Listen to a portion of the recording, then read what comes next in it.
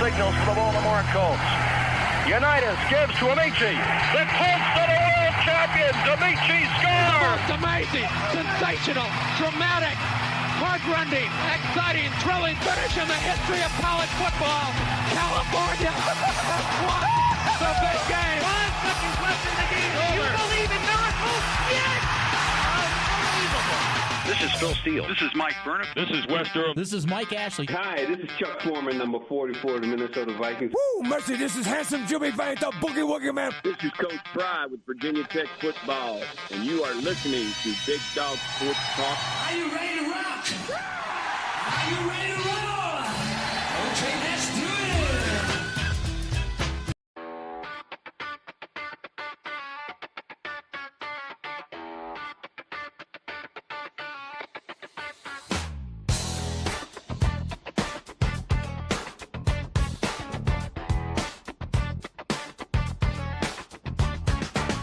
Rick Watson's got the mic, he's the big dog king.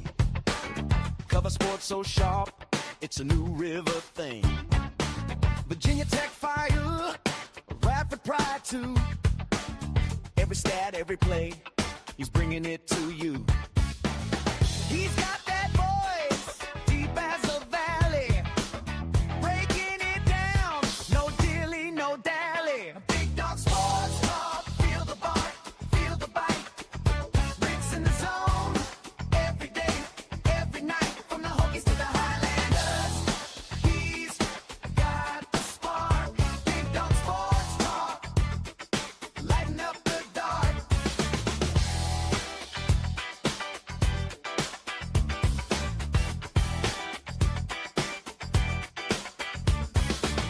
He's got the scoop, faster than a sprint. Calling plays like a coach, every word's a hint. From the courts to the fields, the stories unfold. Rick's play-by-play, worth its weight in gold. With a laugh and a growl, he'll pull you in. Big Dog's podcast, let the games begin. Big Dog Sports Talk, feel the bark, feel the bite. Rick's in the zone, every day, every night, from the Hokies to the Highlanders. He's got the spark, Big Dog Sports Talk, lighten up the dark.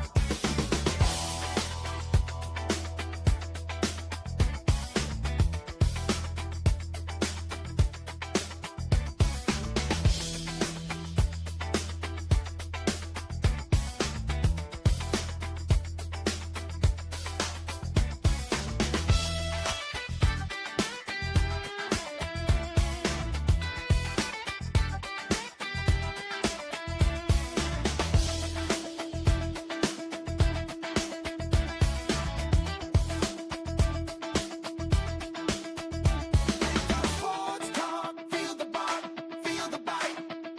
Rick's in the zone, every day, every night, from the Hokies to the Highlanders. He's got the spark, Big Dog Sports Talk, lighten up the dark. Big Dog Sports Talk, feel the bark, feel the bite. Rick's in the zone, every day, every night, from the Hokies to the Highlanders. He's got the spark, Big Dog Sports Talk, lighten up the dark.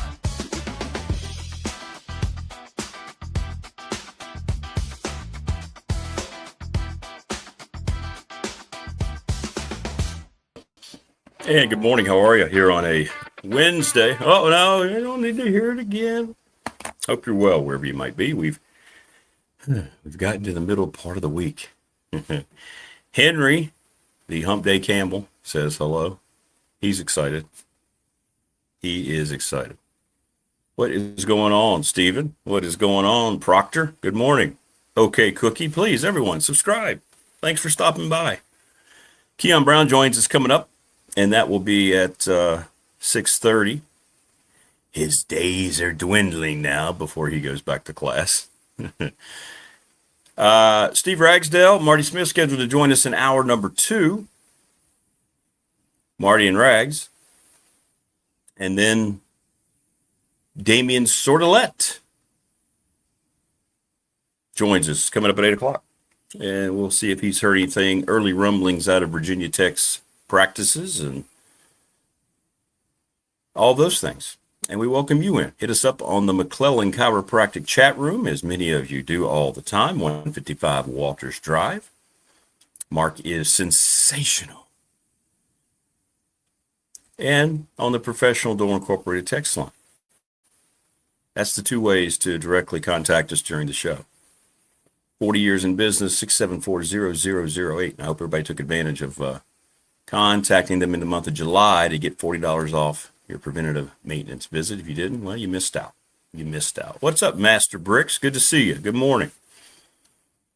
Welcome, everybody who's checking in. Good to see you. Good to see everybody. Please take the time to subscribe. Family Fencing, sponsor of our studios here in Reiner, and they will be back for year two. We're excited because they were our first sponsor, so it's kind of cool to see them grow and as we grow. 540-200-8294. Thanks to Jason Green.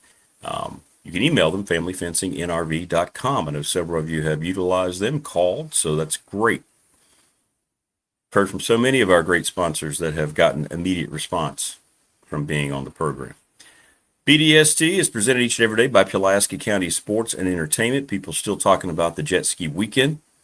Thanks to Jonathan Sweet, Tim Miller. Thanks for Jonathan for coming on the show on Monday. That was great. Little River Heating and Air, located at 1095 Radford Street in Christiansburg, 540-553-2971. Let them take care of your heating and air units. That's why they're Little River Heating and Air. Our BDST fan question of the week is brought to you by the attorney Ryan Price, 701 West Main Street in Radford, Trust and Estate Planning. Thanks to him. He'll be back as well for a year two of the question. And we're asking who's going to play in the Natty? Who's going to play in the College Football National Championship game? Ohio State continues to get a lot of love as one of those teams. Yesterday we got Notre Dame playing them a couple of times. I got a Alabama, another Georgia, a couple Miamis. What was one that was kind of weird but kind of made some sense? No, I'll have to look it up and see. But anyway, thank you. Keep the votes coming. This is going to be a good one. National Bank member FDIC, the exclusive banking partner of yours truly and this program. And National Bank will continue to support our program here in year two that gets underway August the 11th. Been with them for over 35 years. Again, I had to refinance a bunch of stuff that kind of took me by surprise and things I had to take on that I didn't know about. I went down to the Radford branch and they made it very painless. And then about 2 days later, okay, you're all done. What? Really? Always greeted with a smile. Every time I go in. Now that's because, I have that personality too. But no, they're great. Trust me, if you need a new bank, if you're thinking about it, go to National Bank. ReadySetFund.com, BobChrist11 at Gmail.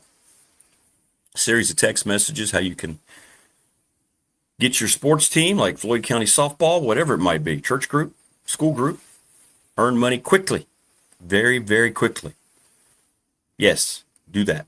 Do that. I do, Tuxie. How are you? Good to see you. Good to see you.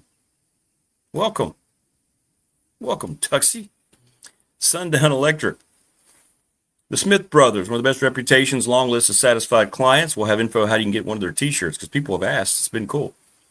5-star reviews down in Elliston, thanks to Jeff and the family. Great, great business.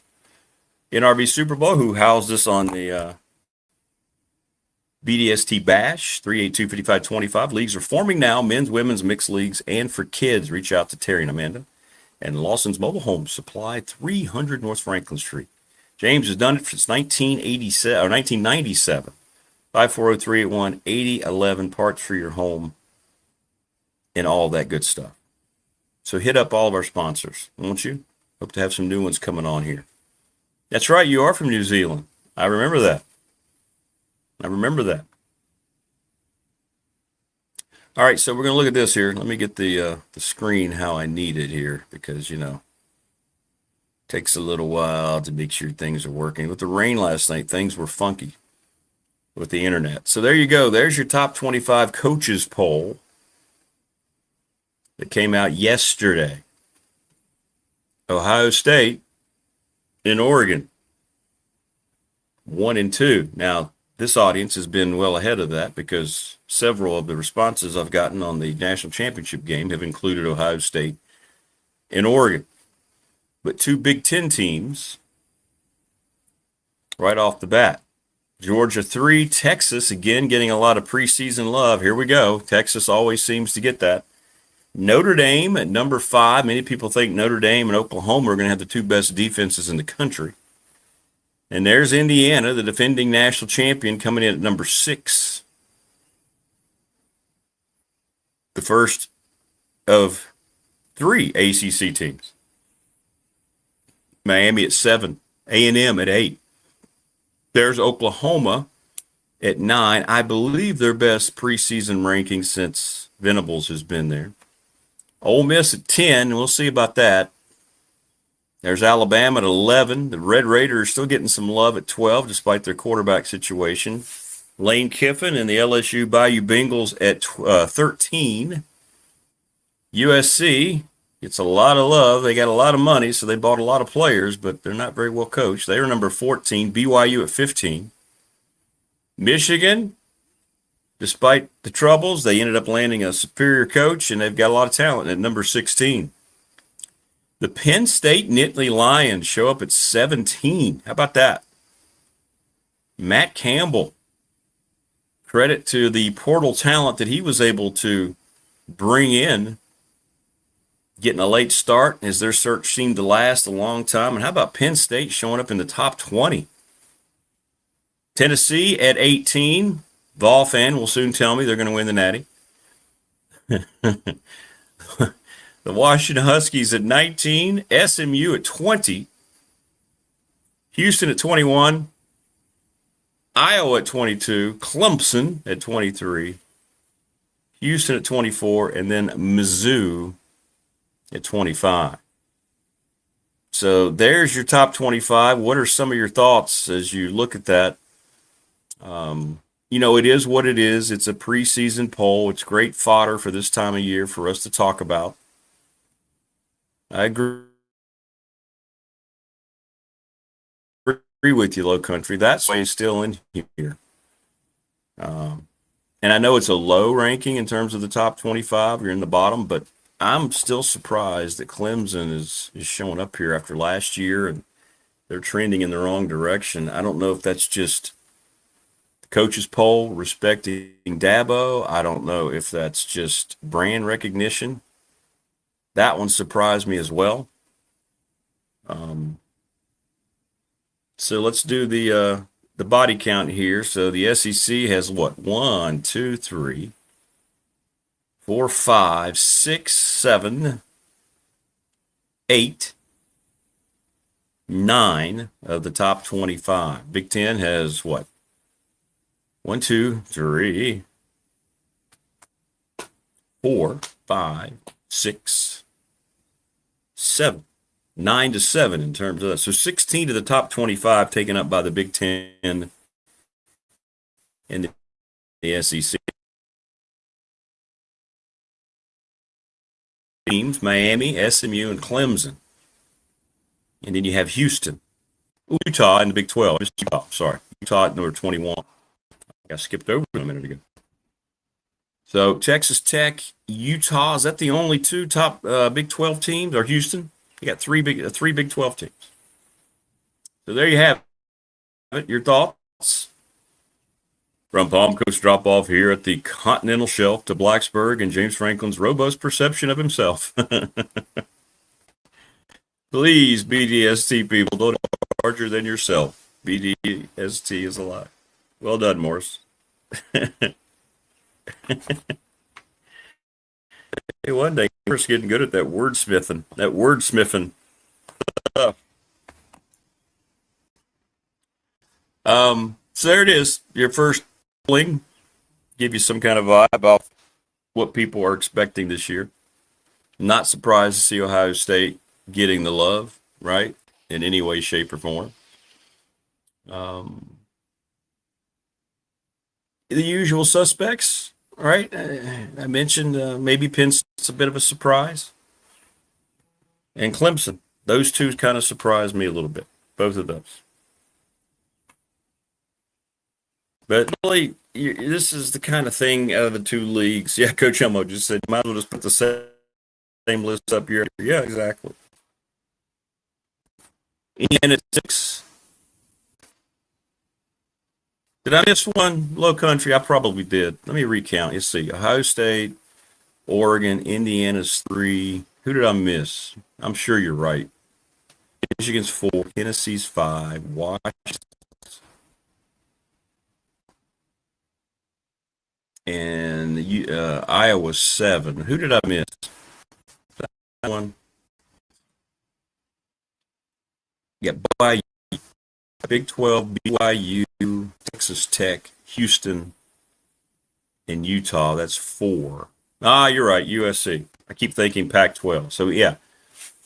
Good catch, Low Country. Thank you. So, 9 SEC, 8 Big 10, 4 Big 12,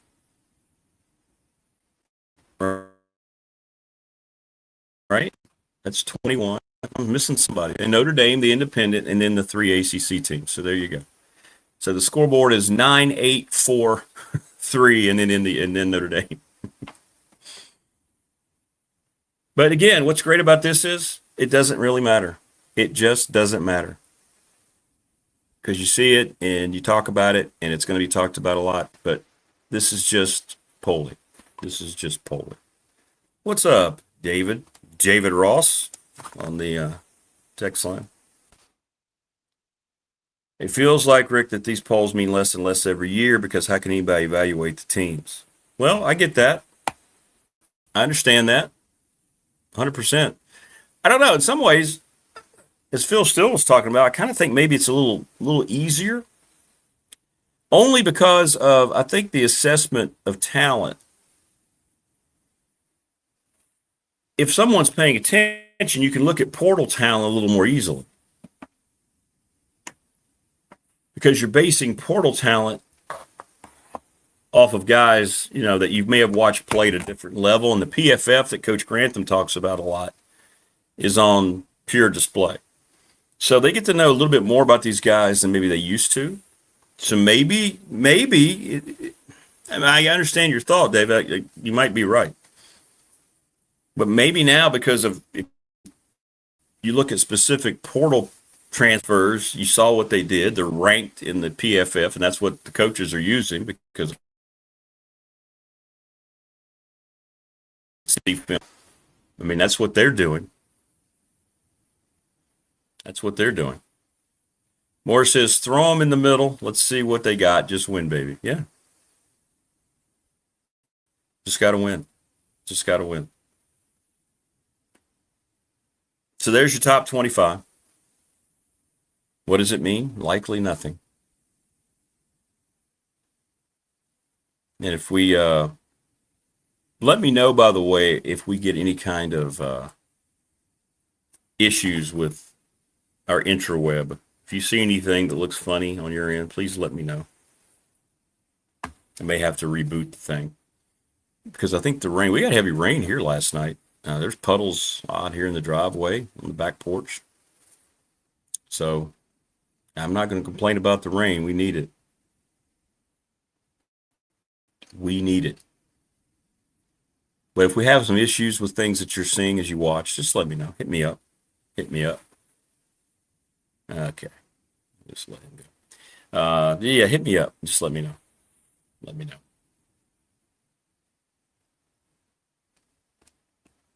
All right. There we go. There we go. How in the world is Clemson in there? Mike says on the text line. I don't know. That one's probably more of a surprise to me than Penn State. Maybe Penn State being 17. But their schedule, I don't know how much thought goes into it. These are polls. Who knows? Moore says they told Bear Bryant's widow after his death to move to Blacksburg. They wanted him as far away from college football as she could get. Really? Did they really do that? A lot of ties to from Bear Bryant to Blacksburg. Frank Mosley was a Bear Bryant disciple. who was the coach at Virginia Tech, the old practice field was named after Coach Mosley. I don't know if that's still the case or not. All the changes. Don't know.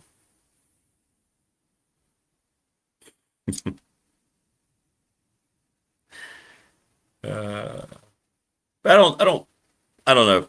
There's not really any bulletin board material in there, anything like that for anybody. Maybe Signetti can figure out, some way to use that as an advantage. I don't know. Maybe.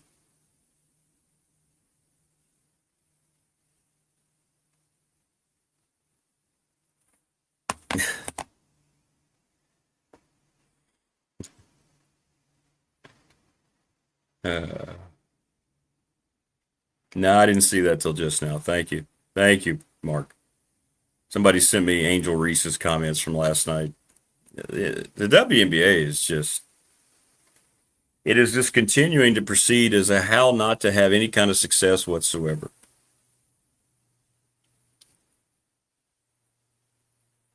She got fact checked here she was on there last night after a game saying that they didn't have dolls that looked like her because they were all white. So she brings race into it. Then they show a correction from X that says Barbies that were non-white have existed since the 1960s.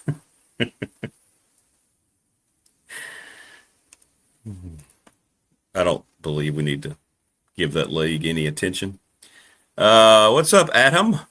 Hello. Please subscribe.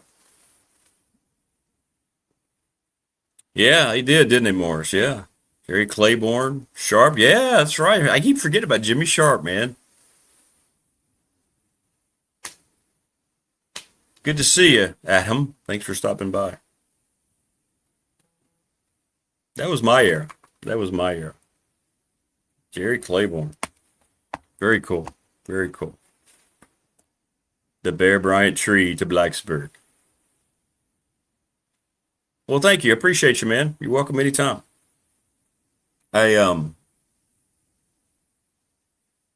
First marriage was tied to the Mosley family.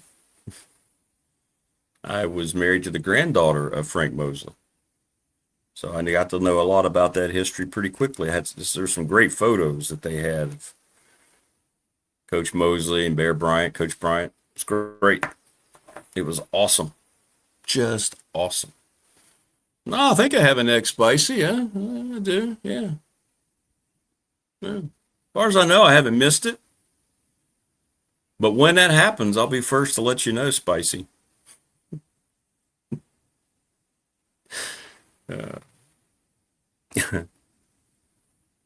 Keon's going to join us here in a little bit. Find out what he's doing. And we'll be ready to rock and roll. And then Coach Rags and Marty scheduled to join us. So we're looking forward to that.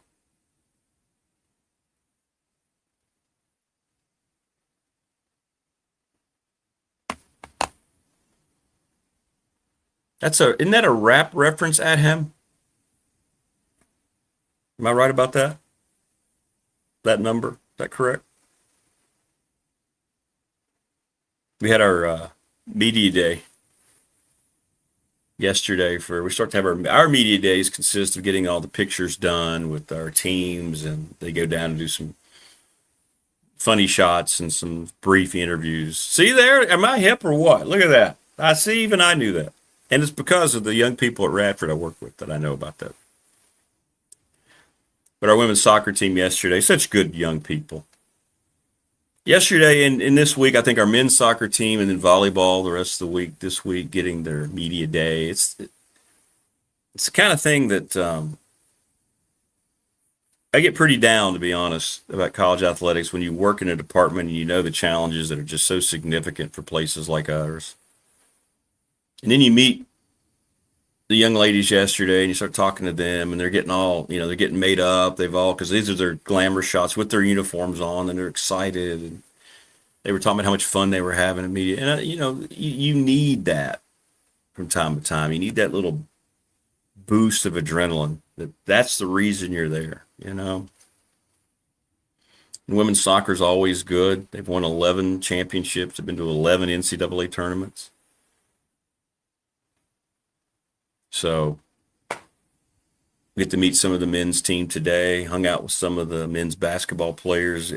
It's a group this year that, by the way, we're not going to have any problem getting them on. I know last year it was a strange reaction to the request, but now we're going to have full access. So we're going to have those guys on as we get closer to the season. Different vibe in terms of the kind of people involved surrounding the program. So we'll get to know those players. So it was kind of an uplifting day there at work yesterday, hanging around the younger people because they're just out doing their thing. I mean, they were getting all dolled up for their glamour shots, right? And then as soon as they were done, boom, they're hitting the practice field. So it's good stuff. Keon Brown joins us on the program, and Keon, he's got that serious, oh no, we're closer to school starting look going. Good morning, brother. How are you? This ain't no we're closer to school starting. School started. I'm back. That's why I look like this. You've already started. Yeah, that's right. Teachers are back. Teachers came back Monday. And they're wasting our time. I've been teaching for a decade now, pretty much, and every back to school week, welcome week, it's the same thing. I'm going to go crazy. It's the same thing. Here are the 10 new teachers. Great. Good for you. Welcome. Welcome. Can't wait to see you. Go to your room and set up for the next 4 days. It's high school. Nobody sets up their classroom in high school. Let's have a meeting on how to deal with angry students. Just write them up. You should be leading the meeting. You should be leading the meeting. Sometimes I do because that's my job. But I just sit in the back and listen to everyone give everyone else bad advice. But when you listen to the bad advice and they take the bad advice and they do it, it creates entertainment for the school year. So I'm just going to shut up. So when does class start for you guys? Start next Wednesday. Wow. But the freshmen come next Tuesday. So you'll see these freshmen who are so scared of the big high school coming Tuesday. But tonight is open house. And open house is when the freshmen can come to the school, walk around for an hour, meet their teachers. And open house is going to be extremely packed this year because the county that I'm in redistricted and rezoned every street in the county. So kids who used to go to X high school is now going to another high school, or Y high school is going to another school. But my school has the most transfers out of any school in the county. We have about 2,500 new kids coming. So see a lot of kids. Yeah, how big is your high school? How many students? It's huge. Right, with the new numbers, I have no idea, but we have the biggest high school in the county. I don't know because students are still enrolling. So while we're having our back to school week for the teachers, you see a long line of kids still enrolling throughout the day, and the line never ends. Is it 2,000 more? Is it more than 2,000? It's 2,500 more plus the kids that are registering. So I'll let you know a hard number by Monday because we'll know pretty much then. And the biggest school now around here is Blacksburg High School that I know about, and it's like 1,400, something like that. We're way bigger than that. At least here in the New River Valley. So yeah, we're way bigger than that. Yeah, crazy stuff, man. Crazy stuff. Yeah. Well, you sent me something that was really troubling, I read the story, and I don't know if I've ever seen something like that. And I don't know what's more appalling, the coach or the administration for just nodding their head and letting it happen, because you have a new basketball coach at BC who apparently just wanted everything cleaned out his way.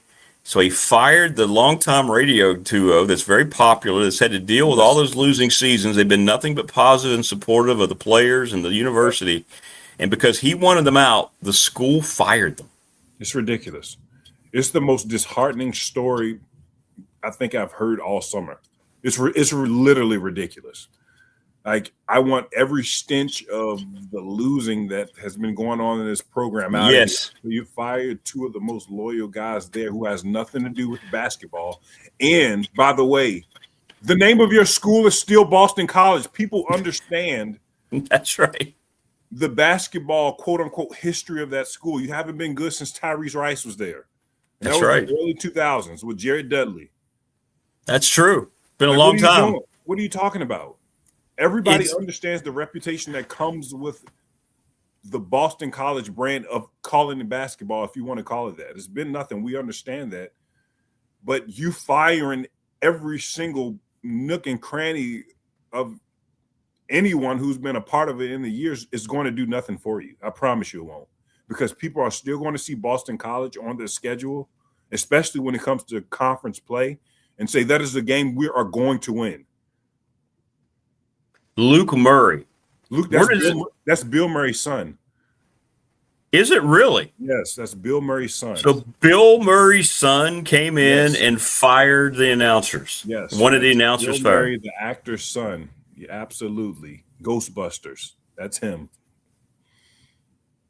I didn't even know he was a coach. Where did he come from? Where the hell did he? He was at UConn. Oh, so he learned from. Yeah, but even then, I don't think Coach Hurley would do anything like that. Especially Coach Hurley was at a Wagner, right? Coaching at a Wagner. He understands. Like that is it's so disheartening, that story. It is so disheartening. And I'm glad that story is getting legs. The million I am too. plus views. Absolutely. Yeah.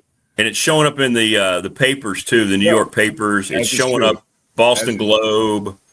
The announcer said, look, we tried to reach out to him several times, and he just kept saying that it wasn't a good day. He was doing this, he was doing that. And then this comes out last week, and then the school supports it, which I don't know what.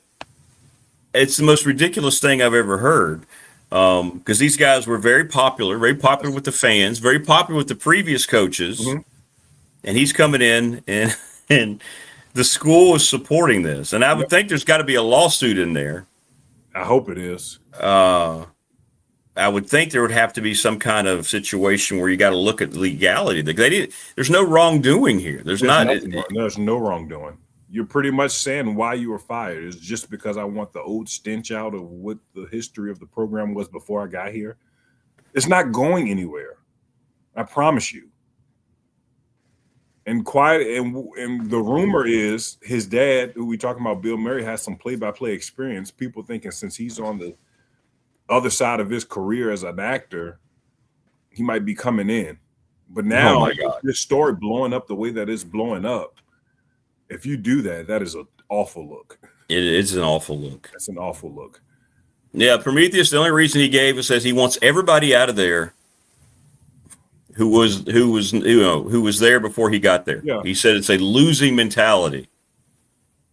So you're blaming the mentality on the announcers. Yeah, like they had anything to do with the on-court product. It was nothing. I've never heard of this. This is the first time this has happened. I've heard of coaches going places and then maybe they don't get along with the broadcaster, Yeah. Justin Fuente at first didn't make a lot of friends in Blacksburg, but he never demanded that anybody be fired. That's ridiculous. And I hope I hope he's seeing the response to this, and he's making some internal reflection on himself.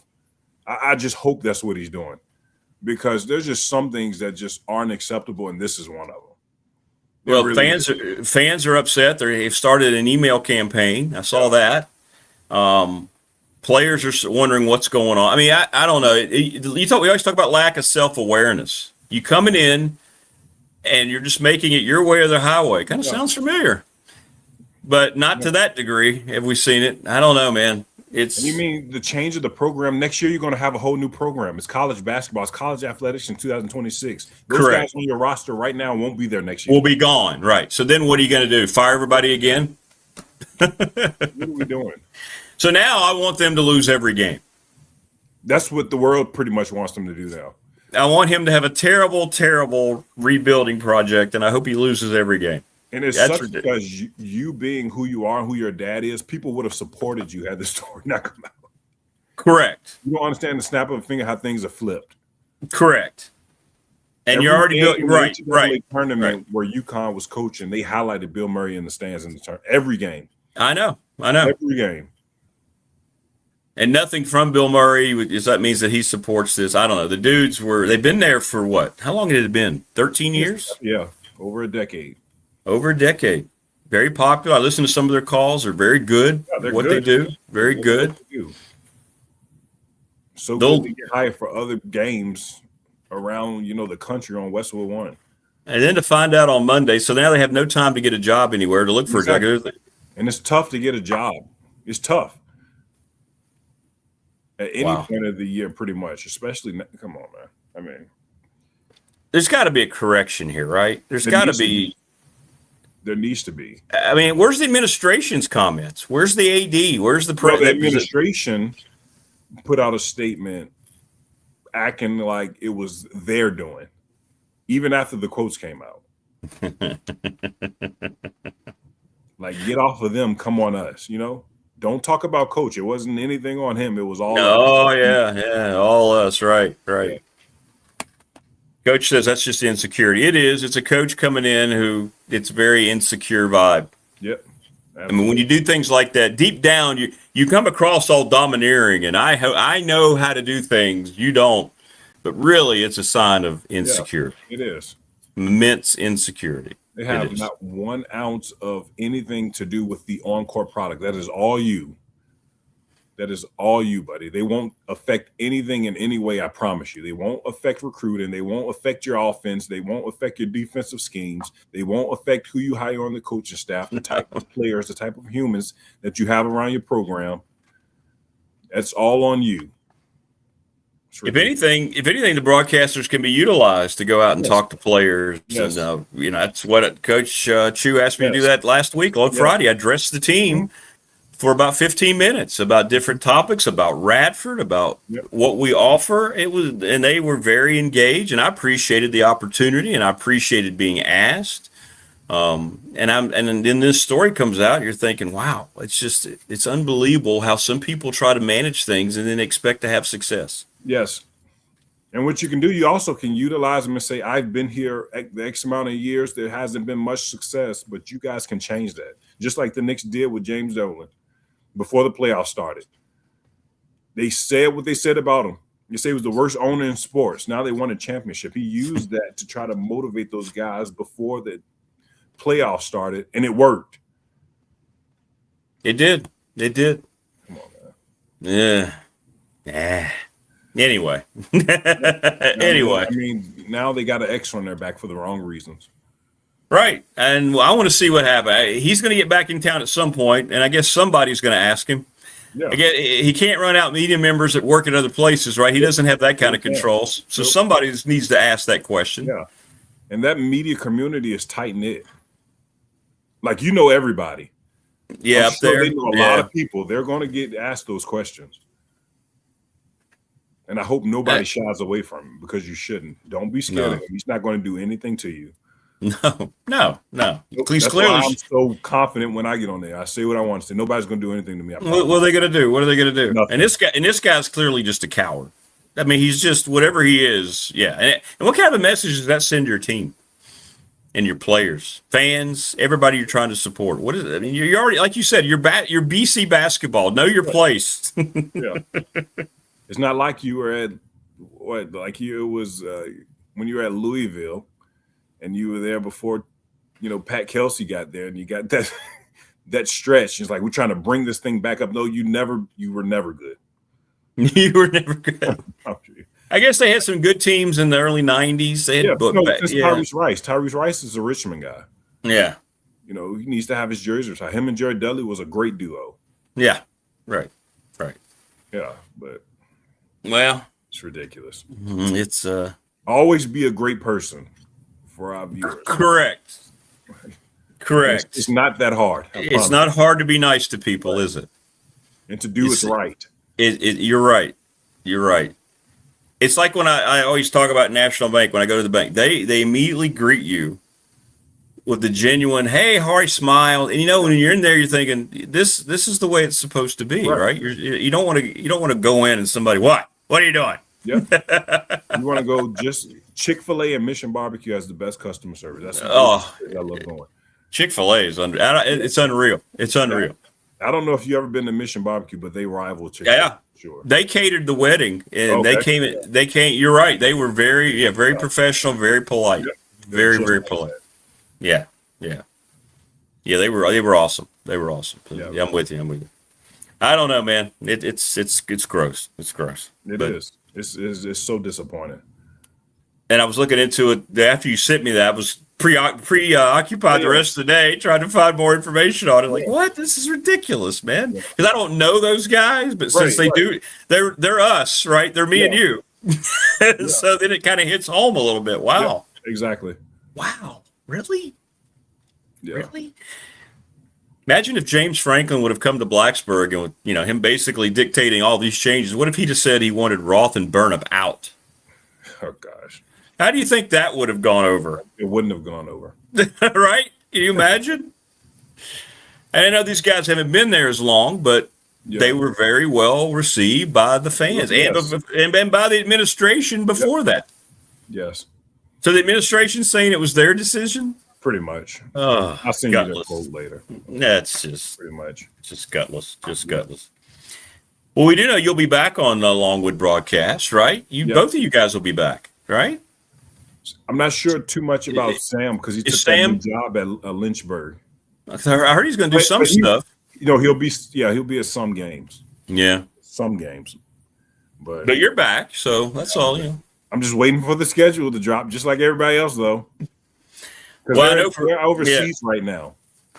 Well, yeah. What are we waiting on? I'm waiting on BCU schedule. I'm waiting on Radford schedule. I'm waiting on Longwood schedule. I'm waiting on UVA schedule. I can update you on Radford. They had a school drop. They had a school drop out 2 days ago. All right. Well, all right. Good. I'll buy you time. Elon dropped out.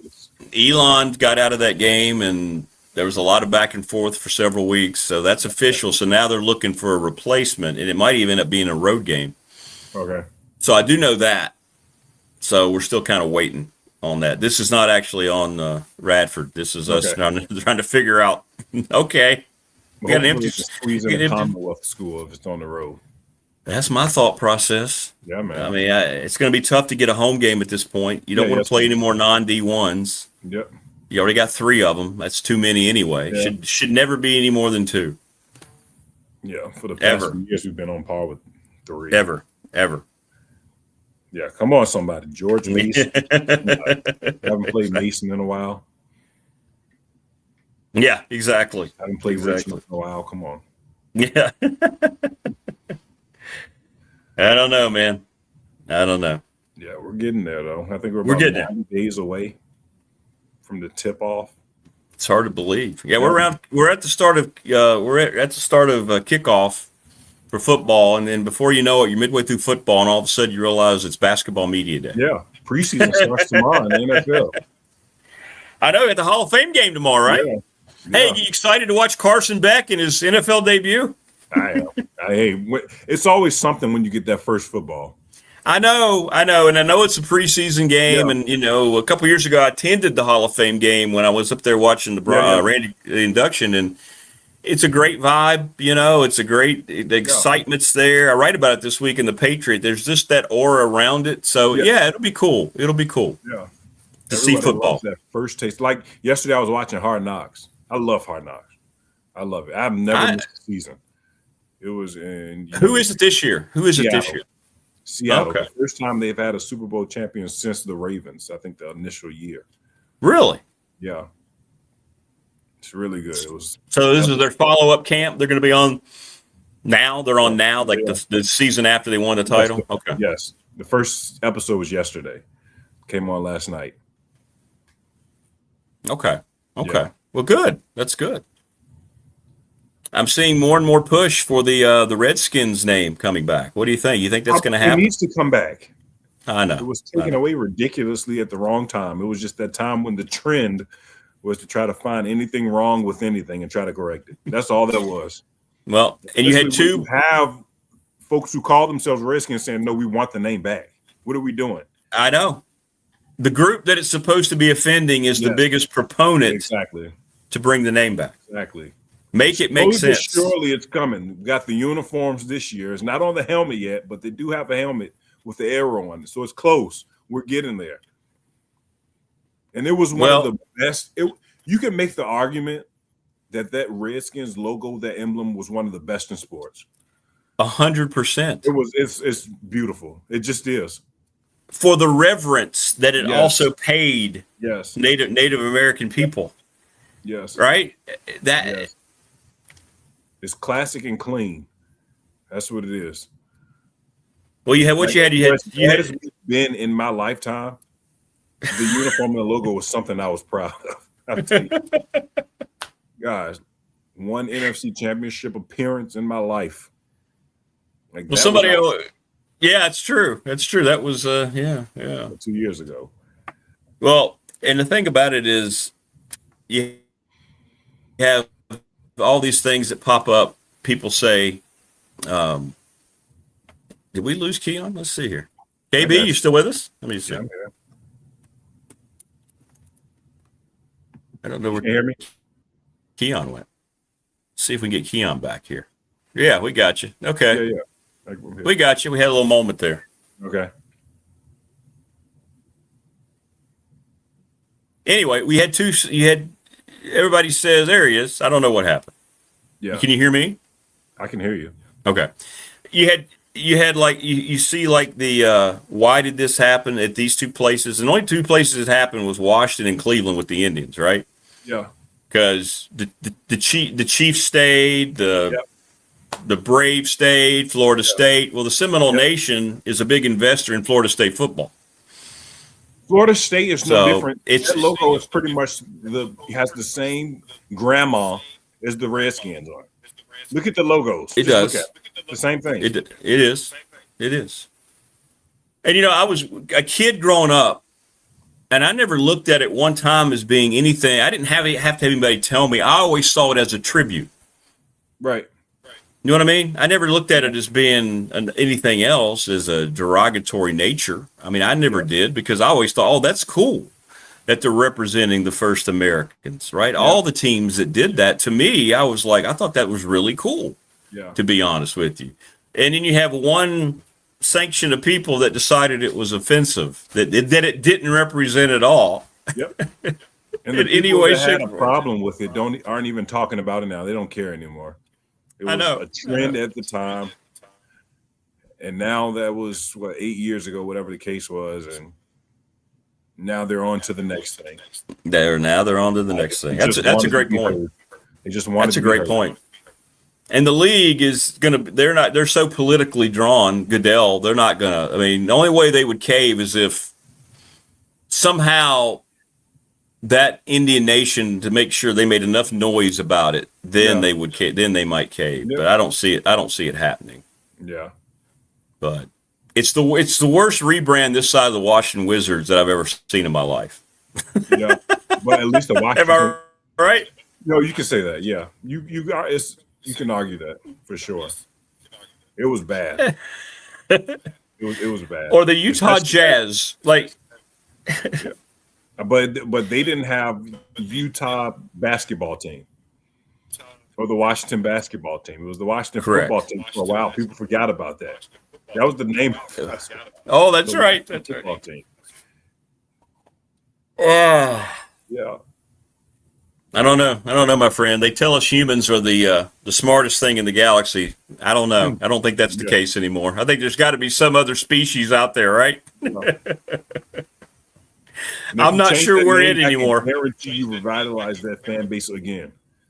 I guarantee you. 100%. 100%. It would be the most popular. The merch sales would be number one in the league, just like that. Yeah, because as soon as they announced the old school Super Bowl era jerseys, that's what they call them, they sold out in the snap of a finger. I know. But anyway. Well, it's good to see you. I hope open house goes well for you. Yeah, it'll go well. We'll see. We'll see. I'll be there all night. But when you meet the Radford dudes, you're gonna like them. They're good dudes. Okay, I like that. They're good dudes. They're good dudes. I love to hear that. That's great news. Yeah, they're good dudes. All right, brother. You hang. You'll get now. I know. Yeah, from that standpoint, I don't know, but I will tell you that when I got finished talking to them, Yeah. you know, they all stood up and clapped, and then they wanted to do like a little break, a hand break, okay. and they did that on their own, you know. And I thought, okay, that's pretty cool. That was pretty Yeah. cool. So yeah. All right. All right, brother, you take care of yourself, and All right, we'll buddy. talk again next week. Yes, sir. All right, man. Let me know if you see Spider-Man. I got you. All right, be good. Take care. Keon Brown joining us on the program. Keon's been movie guy. Just want to see if he sees Spider-Man. Yeah, same thing. Exactly, Brian. 100% Prometheus. Let's just say it the way it is. Sorry. When there's proof to back it, making the statement that's obvious like that, right? If people get offended.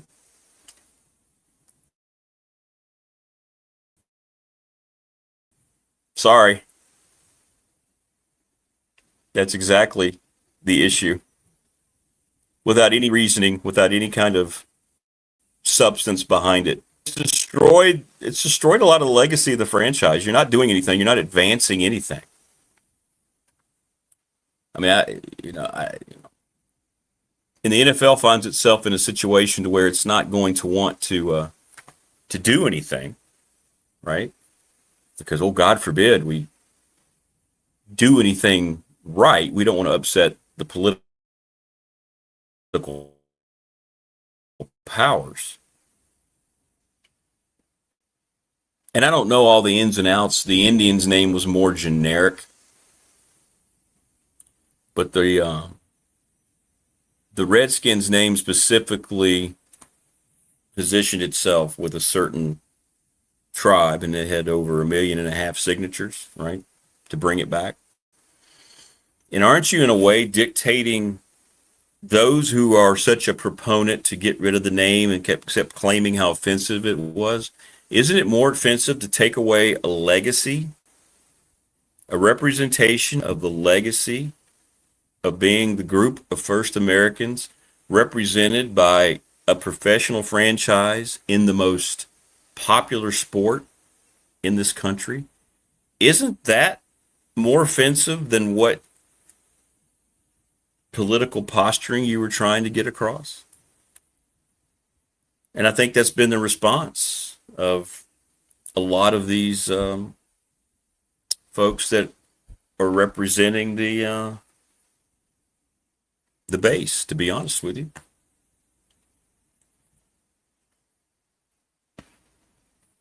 But in any event, we'll see. Seems to be a new story about it every week.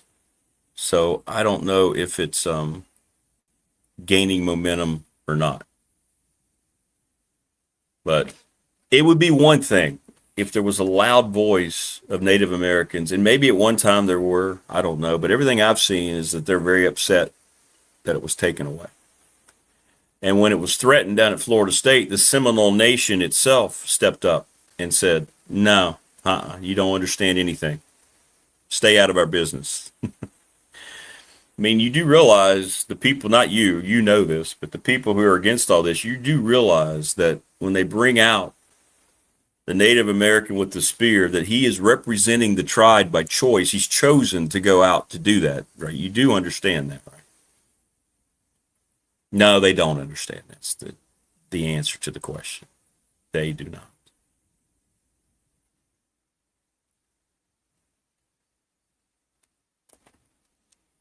They do not. Trying to hook up Coach Rags here. It's like he's having problems with his camera. Don't know what is happening.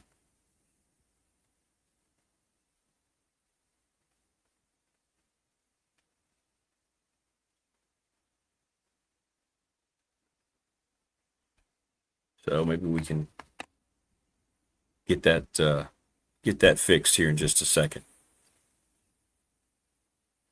Yeah, I agree, Low Country. I think you're right.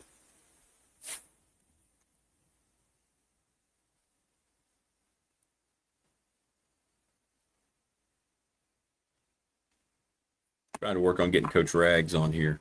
I don't know why it's not showing up. Let me send another invite.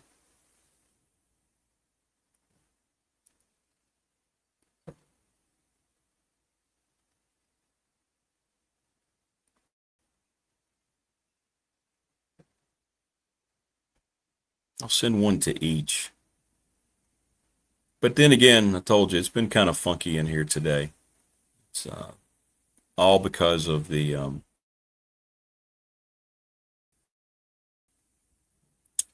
I guess of the weather here.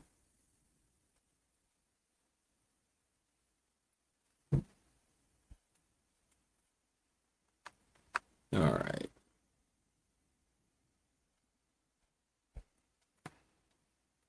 Sending Coach Rags another one there. I might send him another one too here. Momentum on having Greg Olson replace Romo. Is that happening, Wayne? Is that I have not seen that. Is that something that they're looking at? It feels like to me Romo will not be back.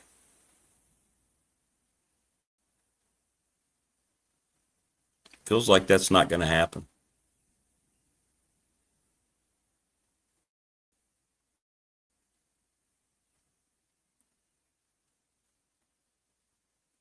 Yeah, I don't know where what coach's stuff is not showing up.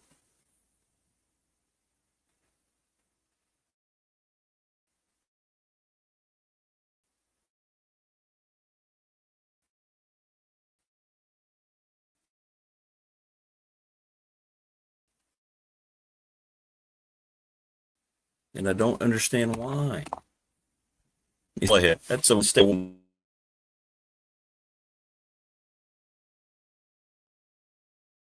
Reboot. Y'all hang on. And y'all talk. Oh, there's Coach. Hang on. Now we're going to get him. There he is. There, Coach. What's going on, man? Yeah, I got something that I did what I normally do, and I got something SteamYard or something popped up, and I don't know, but anyway, how you doing? Yeah, that's it. Did you connect with the new one I sent? I sent another one. Or did you just keep? I just went out and clicked on the first one you sent me again and just went through the process again. I mean, I don't know what I did, but same thing I've always done. I don't know why. Well, that's okay. We got you, and that's really all that matters is that we got you, and we've got that guy too. There he is. What's up, Marty? As long as you've got that one, it doesn't matter about me. Quite the contrary. How you doing, Marty? I'm excellent, gentlemen. How you guys doing today? Good morning. I hope you've had a great summer. Coach, what you been up to this summer? Hey, man, I've been I've been under a lot of machines this summer. I've been I don't know. You mind me talking about this, Rick, just a second? Not at all. I was gonna, if you I know you kind of wanted to, Coach, and I haven't mentioned any of it. So yeah, you go ahead. Yeah, I'd like to just a little bit for the benefit of anybody listening. I've been diagnosed this summer with prostate cancer. Okay.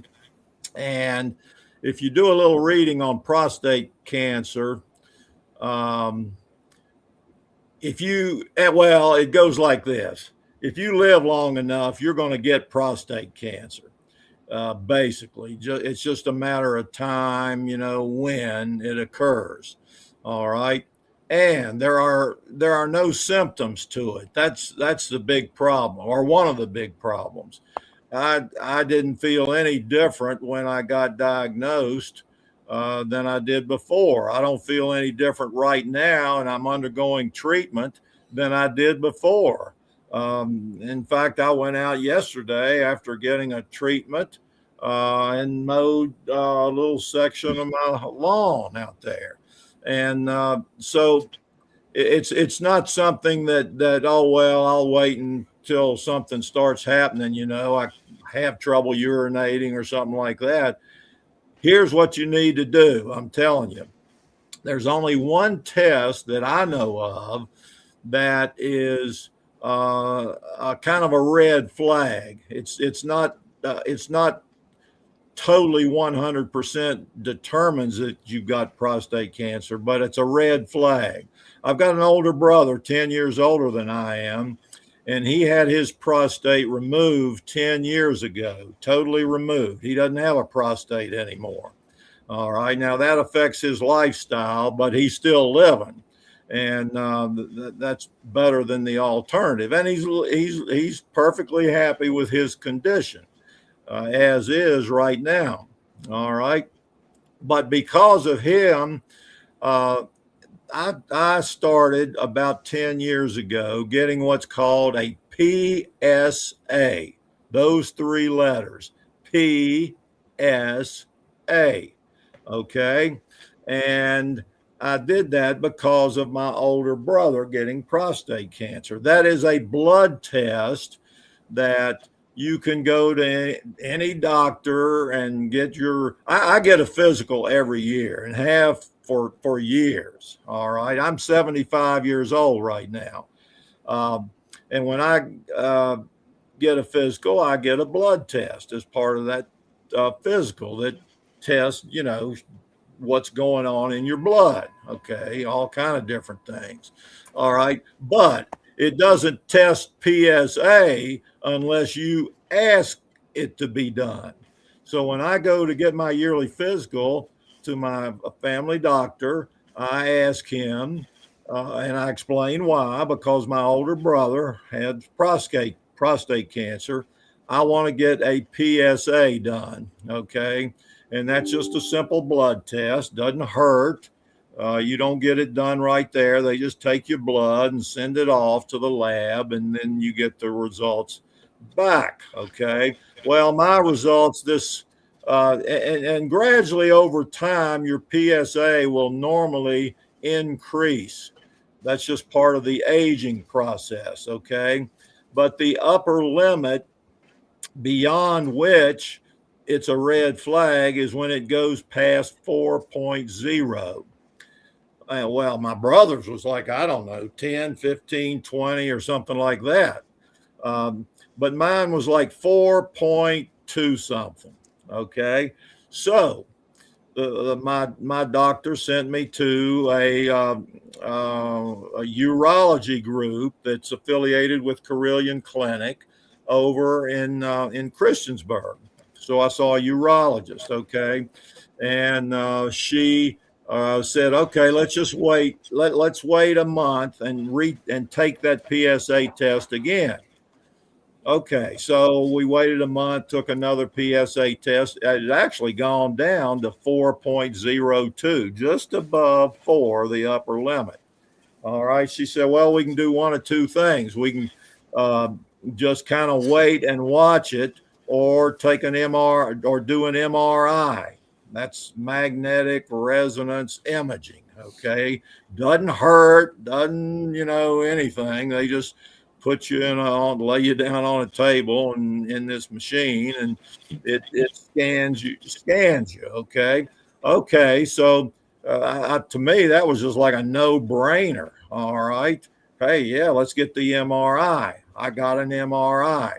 That showed a lesion, which is a fancy word for, something there in your prostate is going on. Okay. But that's not a determining factor. That the MRI does not determine whether or not you've got prostate cancer. It only says whether or not there's something odd going on here, something that doesn't look right. To make the definitive analysis and diagnosis, you have to undergo what's called a biopsy. All right. Well, a biopsy of your prostate doesn't sound like a lot of fun. Okay. And it's the only way you can determine for sure whether or not you've got prostate cancer. Okay. And what they do, I went over to Radford to the Carilion New River Valley hospital over there, and they did a biopsy on me. And without getting into too much detail, they put you under general anesthesia. All right. In other words, they put you to sleep so you don't feel anything. And it's a simple thing. They do it in about 20 minutes, and then you're back conscious, and you go home the same day, and so on. All right, so I got that, and then when the results came back, it says, hey, you got cancer, all right, in your prostate. Well, prostate is one of 3 cancers that is the most curable cancer, okay? Prostate, thyroid, and I'm not sure what the third, I can't remember what the third one is. It might be testicular, which used to be a death sentence. All right, back when I was a youngster, if you got testicular cancer, you were going to die from it. But that's not the case now. All right. So anyway, I went and so then one step led to another, and you got to take, I don't know. I ended up taking a couple more tests to show whether, and one of them showed whether or not the cancer had spread or whether it was still limited to the prostate. All right, and of course the key to cancer is determining it early.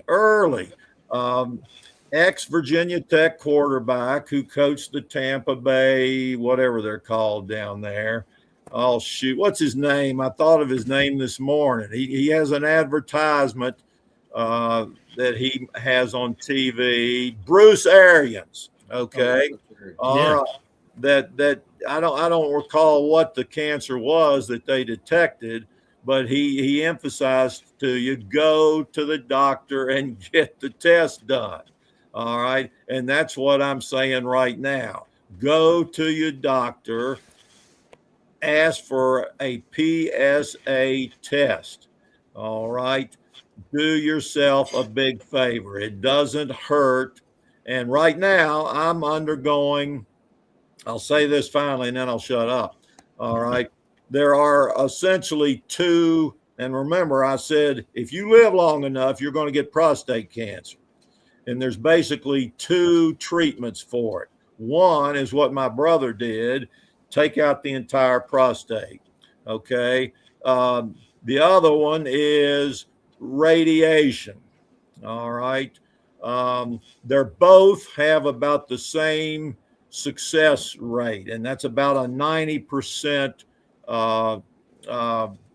success rate. Okay. So I'm getting the radiation treatments right now. That doesn't hurt. My God, it's easy. I go I go down to Roanoke to get it. You can also get it over at Pulaski at the Lewis Gale Hospital over there. But I've got a daughter down in Roanoke and a couple other things. But I decided to go to Roanoke. It's an easy drive anymore, about an hour and 10 minutes for me. All right, and so you go in, they lay you down on a table, get you in the proper position so that the machine will direct the radiation to the prostate where they want it to go. All right. But they get you lined up and all this is computerized. My God, this machine I bet a darn thing probably cost $1 million. I don't know, but they lay you down, get you, and in 10 minutes, at the most 15 minutes, you're finished. You're up walking out of the building, and it doesn't hurt. You don't even feel it. You just lay there and lay perfectly still, and this machine circles you, like this, and then back like that. And it's scanning you, and then it kind of jerks around a little bit, and I assume that's it's getting lined up to send the radiation to the proper place. 10 minutes, 15 at the absolute most, you're walking out of the building. The only hard part I might add, though, however, is they want you to have a full bladder, but an empty rectum. Now that's a hard combination to come up with. Now, to get one empty and the other one full, man, that's like moving in opposite directions, okay? But and they don't want your bladder totally full; they just want it uncomfortably full, okay? So, but do yourself a favor and go get a PSA test, okay? And I might add to that, get a colonoscopy. I've been getting one since I was 50 years old. All right. And you get it about every 5 years. All right. And that's kind of like the biopsy. They put you to sleep. It doesn't hurt or anything like that. You walk out of the hospital and then you get the results. So anyway, I'll quit talking. Okay. We can talk sports now. Good advice, smart dog, right? So, well, first of all, I'm glad that you did detect it early, Coach. I'm glad that you've been so proactive in your treatment, just your general treatment throughout the years. That is really important. It's important to make sure that you do annual physicals, that you listen to your body. And most of us, especially men, we're so hard-headed about listening to our bodies and what they're telling us. And so I hate to learn of your diagnosis, but I'm grateful that you have great spirit and that it was detected early so that you can manage it properly. Let me add this, Marty. I'm a health nut. People don't realize that, okay? But I'm a health nut. And that I'm very fortunate in that my mother died from breast cancer, but she lived a good 20 to 25 years after she had a total mastectomy done on one breast, okay? All right. And she had a sister who married a doctor who was a cardiologist. And I grew up going to see, his name is Dick Newton. He's deceased now. He lived in Roanoke, he and his family. And his brother, by the way, played football for Merrill Gaynor down at Patrick Henry on some of their better teams. But I was fortunate that I every year, even as a teenager and college student and right on through, I went to see my uncle by marriage to get a physical examination. Okay. And way back when, he put me on a low fat, low cholesterol diet because he was a heart specialist. All right. And so I like I said, I'm kind of a health nut because I'm going to tell you, once you lose your health, buddy, it ain't much fun. No. All right. So take care of your health. That's the number one thing. And I've been very fortunate during my lifetime. I never even anticipated having prostate cancer, but that's it. Like I said, if you live long enough, and I've been fortunate to live 75 years and been pretty darn healthy doing it. So I'm thankful. So that's it. Take care of your health. I think I've gotten that PSA reading every year. I mean, with, the physicians, they'll go through your family history and they'll make determinations based on that, your family medical history, how they want to operate with your blood testing and what exactly they test. And I was ignorant to it, but going way back to like turning 40 years old, which for me was 10 years ago, they started doing the PSA level. And I'm really grateful for that. And so, it's nothing but a blood test. There's no lubes. There's no nothing. It's just you get your blood run and then. Well, even on the test that they do lube you up, that doesn't hurt. But it ain't pleasant, Austin. It's not fun though. Yeah. I've had that a bunch of times, man. Oh man. But I really believe this. I've always felt this way. Yeah, we all kind of tend to, particularly when we're young, take health for granted, and mistreat our bodies, maybe knowingly, maybe non-knowingly, but hey, we're young and everything like that. But I've always thought about this, and I'm thoroughly convinced what you do in your 20s and 30s and 40s adds up and starts showing up in your 50s and 60s, okay, and on above. All right. So don't think that, oh, well, I can do this and I can do that, and I'm young and I feel good and so on and so forth. It's not going to hurt me. I can give it up later on and I'll be just fine. That, in my opinion, that's not the case. Don't damage your body when you're young. Take care of it. All right, I'm going to shut up. This is the third time I've said that. And we can talk something else. No, man, just honestly, glad that it's treatable, Coach. Glad that you are under good care and have this kind of spirit about you. It's a when regardless, even if you look at it and go, oh man, I got a 90% chance of being just fine, and my doctors are telling me I'm going to be fine. When you hear that word, it's still a bit of a shock to the system, regardless of what the prognosis may be. So I'm glad that you're good, and thank you for sharing. Yeah. A lot of hard-headed dudes out there that need to hear that message, and especially the problem is, Marty, the problem is they really don't know. They don't know. Prostate cancer is not something you hear a lot about. You hear lung cancer and different types but prostate cancer, you just don't hear anything about it. And there's not any. Well, the PSA test is very easy, but even that doesn't say definitively whether you've got it or you don't have it. It's just a red flag that's waving in front of you. Hey, we may need to do a little something extra now to look at you.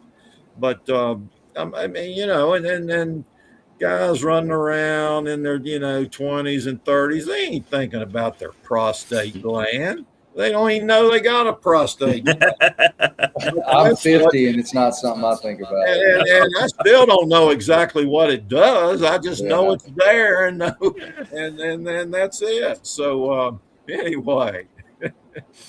Hey, high school football practice just started, and I want to go from player to coach here. What was it like, Mark Dog? The countdown, Harrisburg, getting ready for the start of camp, and what the first week was like for you guys under that guy in the middle of the screen, Coach Ragsdale. It was. I'll just start with the emotion, and I can only speak for me. I can't speak for my friends. I can't speak for my friends. There was a ton of anxiety for me, ton of anxiety, because you know that you're going into this arena with a bunch of dadgum cage dogs and great players of great skill, and you're in my particular context, you're a guy that just wants to try to get to the field. You really hope that the chessboard unfolds in a way where you get a chance to play. And so you go in and, man, you got, like, I think about my junior year, this time of year, you're running out there, you're in little old booty shorts, you're in a T-shirt and a helmet, and you're running around, and you got Matt McGuire over here and Mike Moser over there and Melvin Williams over there and Stevie freaking Steele over there. And those are guys that were a year older than us. And just great players, right? And then there's that weird, for me, again, I can only speak for me. I don't know if any of the other guys thought this way, but I looked at it in this massive 30,000 foot view of, holy bleep, this is Giles Spartan football. Yeah. Well, and you knew that, you knew that there were going to be old men standing on the sidelines from the second we started, up there on the hill at practice, checking out to see who's got what. And then as it progressed, and we got into pads, Coach will tell you, it was not for the faint of heart. It was not for the meek. Run it again. Run it again. But man, the excitement was the best part. It was just, you knew you were part of something big. You knew that you had a chance. And every year I was in high school, we had great teams, like great teams. And so we knew we had a chance to do really special things if we just executed properly. We were in a very, very difficult league back then. The Mountain Empire District was loaded. Yeah, it was. And so, but dang, it was just incredible feeling that I cherished then, and even more so now in retrospect, how special it was. Coach, what was the plan? Yeah. Take us through week one. Well, I'm gonna go back to like January, okay? And then I coached football. I was a head football coach and basketball coach for like 10 years, or roughly 10 years. And because I started as a head basketball coach and the 8th grade football coach, all right, which was kind of customary back in that day and time. The head basketball coach was usually the JV football coach. That's just the way it was in this territory. Okay, which was good. I loved that. All right. And I had a lot of kids. I coached 8th grade for 3 years, and we had 3 darn good teams. And then I coached those same kids a few years later on the varsity. And so I kind of knew what I had coming along. And but every year in the wintertime, after I got out of basketball, after I was no longer coaching basketball, I would always read a book by a famous coach or about a famous coach, Vince Lombardi. I've read every book I can get a hold of in my coaching career on Vince Lombardi. But it doesn't stop there. Bear Bryant, Bill Walsh.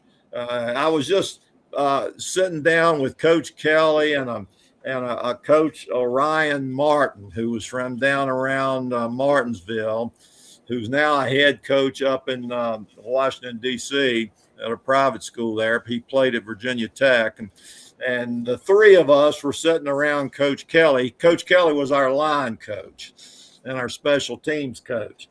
And so we were sitting around the kitchen table in Coach Kelly's house just this past Saturday talking football. All right. And Ricky Cook, who was one of our outstanding tailbacks in a line of outstanding tailbacks, joined us about halfway through. So we're sitting around there talking football. All right. But anyway, I spent in the wintertime, I'd always read a book about some, you name him, I've read it, perhaps. All right.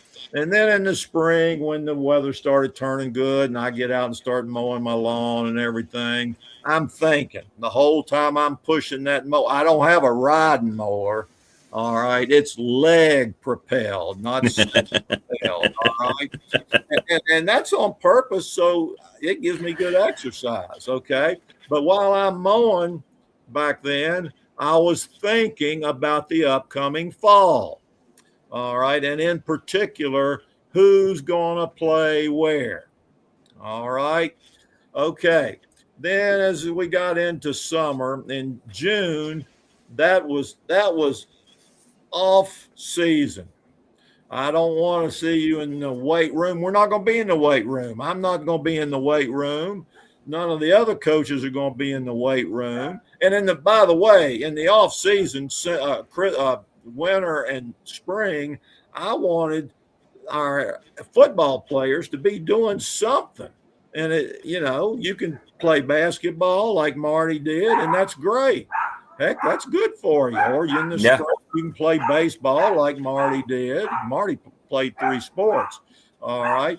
And so I wanted them doing something. Okay. Now, if they weren't playing another sport, then in the wintertime we would lift. Okay. And then we were fortunate enough, particularly toward the end of my career, to have a quote unquote weightlifting class where kids could take that as like a PE type class, okay, where we, did drills and we never touched the football, but we went to the weight room and we did plyometrics and things like that. Okay.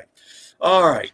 So June, I didn't want them doing anything. Hey, you're a kid, go to the pool, chase your girlfriend around, Well, Marty couldn't do that because he good exercise. Girlfriend. If she was facing in and it didn't work the other way either. All right. But we would come back after the 4th of July. That was always my starting point. The first Monday after the 4th of July, we would start being in the weight room 3 days a week. All right. Like Monday, Wednesday, Thursday. Never went in there on a Friday because I wanted the kids, hey, you got the weekend, Friday and the weekends off. Okay. All right. And then right before we started practice in shorts, and one thing we did later on, I got rid of the darn shorts.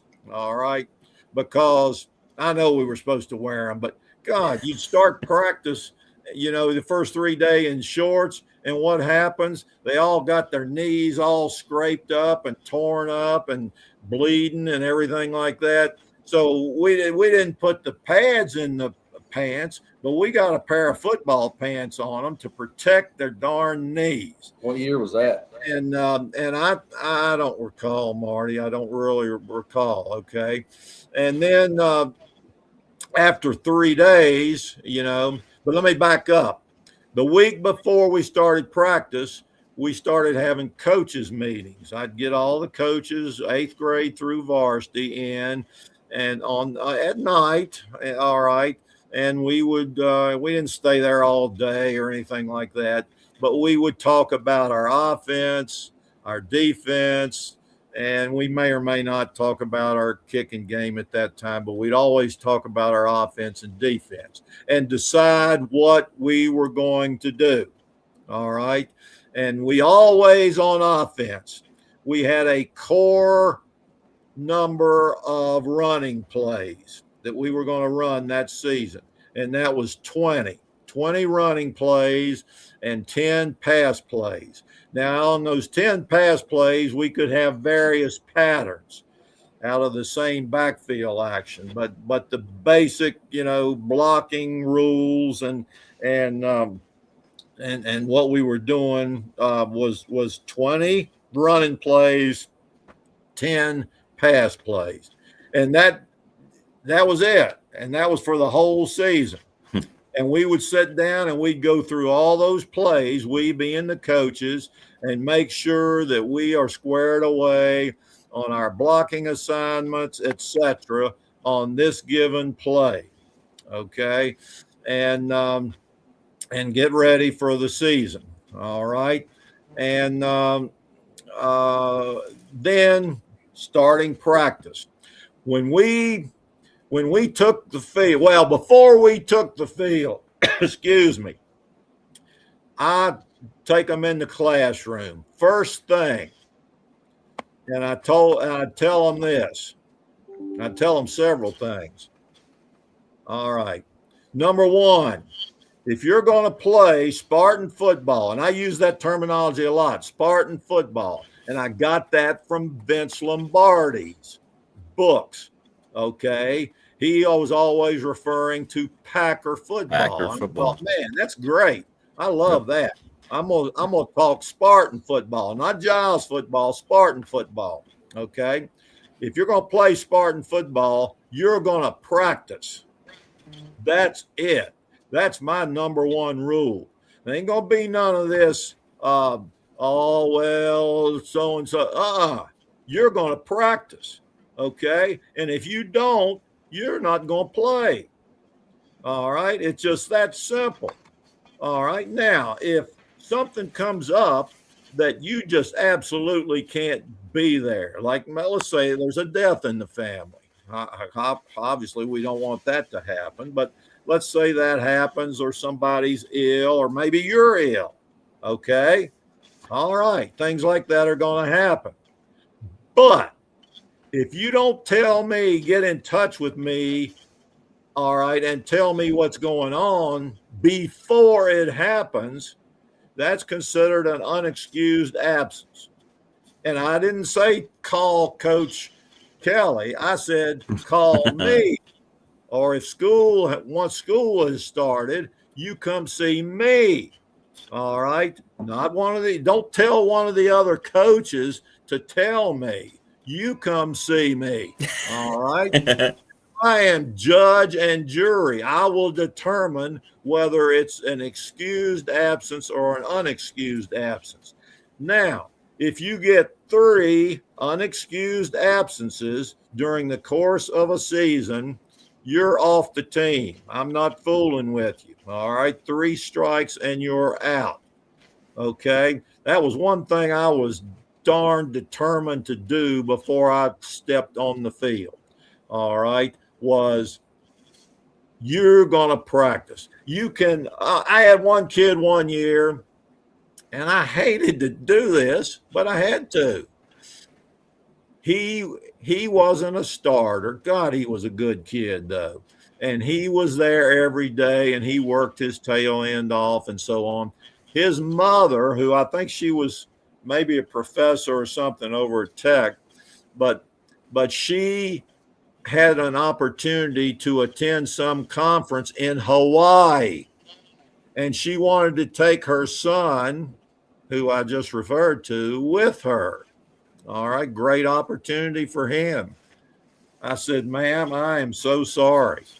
He is a great kid, and we love him, and you love him, okay? And I'd love for him to go to Hawaii. But if I tell him that he can go to Hawaii, then Joe Blow over here, I got to say, okay, it's okay for him to go to Myrtle Beach, and John Doe, it's okay for him to go fishing up in Canada. Now, if he goes, he can go. I mean, I can't keep him from going. But if he's gone for 3 practices, he's off the playing Spartan football. I'm sorry. As much as we'd love to have him. Okay. Now, there's something else I would tell them in the classroom. Here are 3 things you got to do. All right. Number 1, know what to do. Know what your blocking assignment is. Know what your responsibility and your key is on defense. Know what to do. Number 2, it's not enough just to know, well, I got to block that guy right down there, or I got deep third or something like that. You got to know how to do it. So what first? You can't do anything if you don't know what your assignment is. What first, how second. All right, how to do it. Which foot do I step with first if I'm going to pull and trap, or I'm going to block that, try to reach block this guy right over here, et cetera, et cetera. All right. Third thing, Lombardi used to have a statement. Fatigue makes cowards of us all. If you give out conditioning wise, you are beat. And there's 2 types of conditioning: mental and physical. If you give out physically and you're just physically spent, you're going to get beat to death out there. You're just somebody's whipping boy. All right. You want to be doing the whipping, not getting the whipping. All right. So you got to be in condition. Now, I'm going to take care of that because, Rick, we had a hill back there by our practice field. Okay. And that thing is close to being perpendicular to earth, man. It's steep and it's high. I got this from my dad. I can see it now down there at Ragsdale Field in there as those boys climbing that hill. Well, we climbed that hill. Okay. You got to sprint from the bottom to the top. And then you walk around to the bottom and you hit it again. And then you walk around and you hit it again. All right. And we got X number of times we're going to run it. And I'm going to tell you, that is one of the best conditioners I've ever seen. If you run laps, okay, they can cheat on laps. They can dog it a little bit. If you're running sprints, they can dog that just a little bit. But a hill, you can't do away with gravity. All right. Gravity is a law of physics. All right. To get from the bottom to the top requires you defeating gravity. All right. Now, some guys were faster. And sometimes I was worried that some kid might, particularly a larger kid, might drop, and have some kind of something bad. But we kept a close eye on them, and we had water breaks throughout practice and so on. Okay. All right. But conditioning, you got to be in physical condition, but you also got to be in mental condition. All right. Football is a unique game. It's rough. All right. You got to be tough to play it. Okay. And you've got to experience that in practice.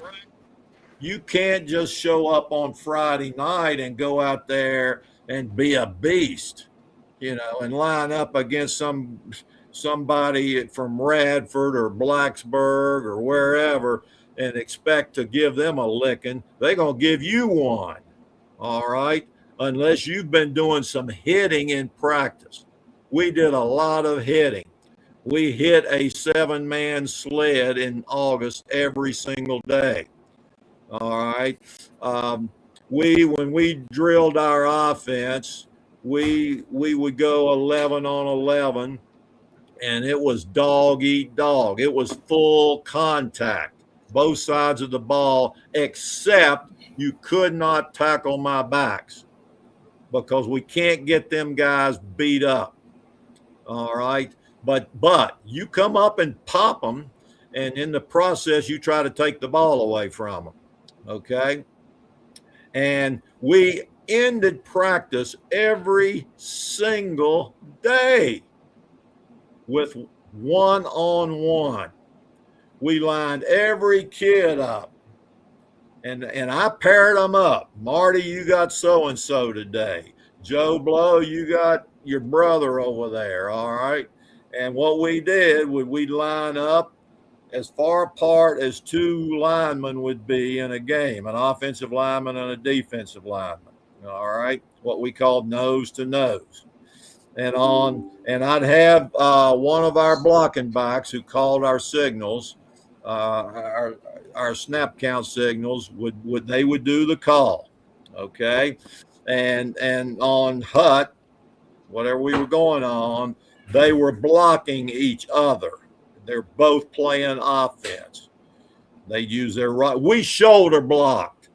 You didn't see us using all this hand stuff. I watched the pros on Sunday, and they're talking about how good they're blocking. I'm saying that ain't blocking. And I had a saying. I had a saying about blocking. Do you remember it, Marty? I do not. Here's the saying. Here's the saying. Well, Marty played defense, okay, so he didn't have to block. All right, okay. But the saying was this: bumping ain't blocking. Oh, yeah, sure. There's blocking, and then there's bumping. Bumping is when you go out there and you hit the guy and then turn around and watch the ball carrier. That's bumping. That ain't. And he always did this deal. Sorry to interrupt, Coach. And every time he said it, he'd like poke his chest out like this. Bumping ain't blocking. Who's that? You. All right. And so at the end, we always ended practice. Well, we ended practice with running that hill, but we do one-on-one, backs, linemen, everybody. And each coach, and we had at the end of my career, we had 5 coaches on the staff, and each coach would pick out 2 kids to watch. All right. And if that, and at the end of that rep, bam, they'd hit, bam. And I'd explain to them how we wanted to block and so on and so forth. Okay. All right. They'd hit. And they didn't stop. They weren't supposed to stop their feet until the whistle blew. And I'm blowing the whistle. You're in charge of it. Yeah. I'm in charge. Yeah. I'm coach, trainer, official, the whole deal. You got the whole thing. and then after that one rep, we would ask each coach whether he was up or down. I accept that job. It may not be picture perfect from a technique point of view, but effort-wise, it's okay. If all 5 coaches voted yes, then we've got 1 down. And we'd have so many a day. And in preseason, it would be 5. We're going to go 5 with each shoulder. So that's 10 times. And I'm going to tell you, man, that is a ball buster. It was like Lord of the Flies. That's what it was. It was a psychological experiment. Yeah. Coach Ragsdale really appreciates psychology. So does Coach Kelly. After you practiced for 2 hours up there in the hot sun, we're going to finish with one-on-one. And by the way, then we're going up to the hill. Okay. And we had one coach, man, where all 4 coaches would vote yes. And so many times he'd say, no, I'm not taking mine. And that would make the kids so mad. Dude, I mean, they'd be cussing. Irate, livid, and we couldn't do anything about it except for line her right back up again. But you know what that did? That taught them contact. That taught them accountability too. Contact. It taught them what hitting feels like, you know, and they got to learn that. So 3 things: know what you're supposed to do, know how you're supposed to do it, and be physically and mentally conditioned and tough so you can do it. All right, boys, hit the field. Let's go get started. Now, let me say real quick here. After the first 5 days, okay, you got 5 days there where you're not supposed to hit. And we followed that rule, okay? But after the first 5 days, my goal was to have a team that could go out that night and play a game. Offense, defense, kicking game, the entire thing. That we would have every play that we were going to run for the whole year put in that first 5 days. Remember I said 20 running plays? We'd put in 5 plays a day. Okay. And then, wait a minute. No. 4 5s would be 20. We would put in 4 plays a day. All right. And then the 5th, so we'd have all of our plays in. And plus we would have in against different defenses, different looks on defense. And on defense, same way. We'd have every defense we had in, and different coverages. We didn't have a lot of different coverages, but we had some. We could play zone, we could play man if we needed to. In fact, we won a big game down at Hayside where I think Marty intercepted a pass maybe where we were playing, I mean, in a monsoon. That's the worst conditions I've ever seen. And they blocked a punt down on our 10-yard line, and we had to keep them out of the end zone to win the game because we scored in the early on our first possession, and that was it. We couldn't score the rest of the game, and they hadn't scored. And we'd been playing our normal zone defense the whole game, and I think maybe third down, and I was expecting, okay, they had a play that everybody's got where they fake like a off tackle, sprint draw or something like that, and run the fullback out in the flat and hit him. And I called man-to-man defense, and I'm holding my breath that somebody doesn't blow the coverage. Because what happens a lot, particularly with high school kids, if you've been playing zone the whole time and then all of a sudden you call man-to-man, half of them are playing zone, half of them are playing man-to-man. By gosh, we picked them up, every one, picked them up man-to-man. And they were looking for that fullback out in the flat, and our linebacker had picked him up and knocked the ball down, I think, or something. I can't remember. I'm thinking you intercepted a pass there, Marty, maybe. I did, yeah. They ran sort of a seam route. They had a really tall wide receiver, kind of tight end hybrid, number 80. And Jason Compton was their quarterback. And they tried to run that big number 80 down the seam. And they threw it to him, and it kind of bounced off of him, and I snagged it out of the air. Yeah. So anyway, that was our beginning, what we did, the first week of practice and so on.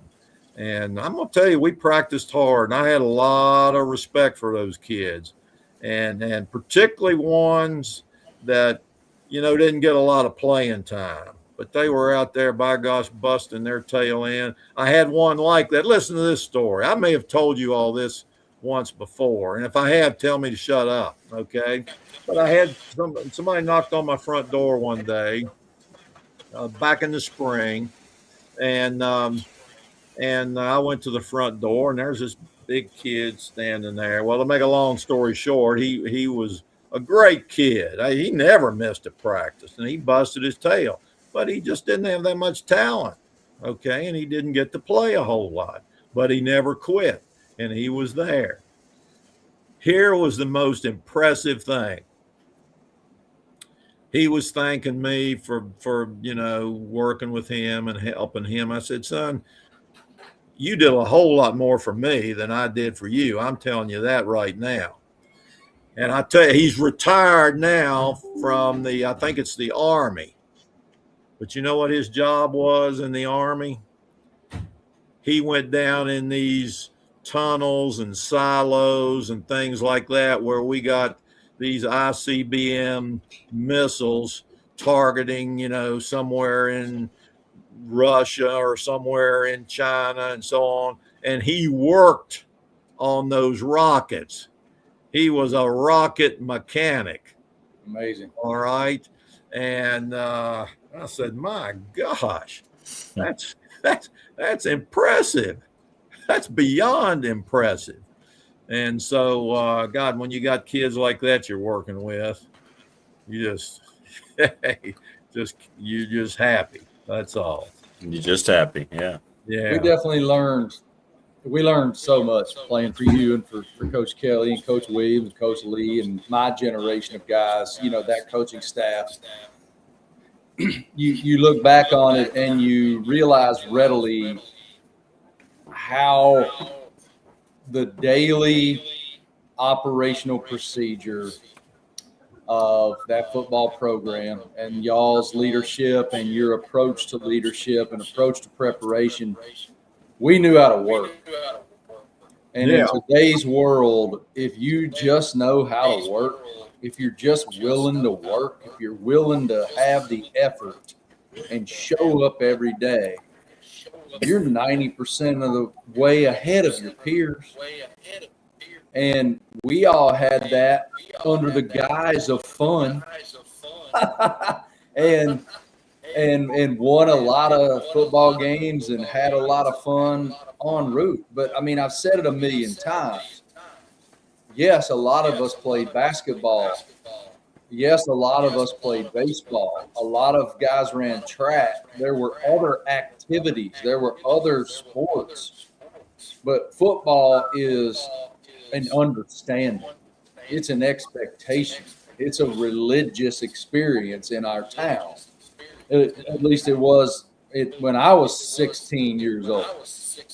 And that is because you built a tradition that galvanized an entire community and gave an entire community identity, which is like you think about that. You think about that on a bigger point. You were out there coaching us how to do this technique or that technique or read that key or tell you whatever. But there were people that showed up on Friday afternoon. Forget Friday night. They showed up on Friday afternoon for a dadgum pep rally at 2:30 in the afternoon to hear Coach Ragsdale speak in the gym. And then they would just go to the field and camp out and wait for us to run out 3.5 hours later. Hey, Marty, let me tell you something. That type of thing, what you're talking about is an understanding that in the community that you're going to play Spartan football. Yeah. And any successful program and in any sport has that. You got to have that. You got to have community support. And you got to work at that too. It doesn't just happen. You got to work at it. Now, when I first started, we had a guy by the name of Vic Edwards. And Vic was constantly coming up with ideas. Well, let's do this. Let's do that to build interest. And I've already talked about talking to kids in the hallway that Coach Williams and Coach Kelly had given me a list that they thought, hey, this kid can play ball for us and help us. And I would make sure to talk to him. But hey, they go down on the street corner. Somebody else is saying something to them. Hey, man, you going to play football this year or something like that.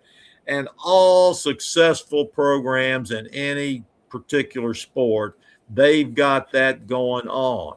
But it's something that's got to be constantly fueled. It's just like your, car. You got to constantly be putting gas in it to keep that going. You can't just lay back and say, oh man, we got it going now. That's winning is rocket fuel. Right. Exactly. That's the rocket fuel, and the experience, the spirit, we had just like that spirit, you come out there on that field on Friday night and you got a full house and everything, man, that sends chills up your spine, and you don't get it any other way. Yeah, no. Even when you never get it again. Misses you don't get that. You don't get it again. So anyway, by the way, if y'all are going to ask me something, you got to ask it in 5 minutes. You got to go, don't you, Coach? I know.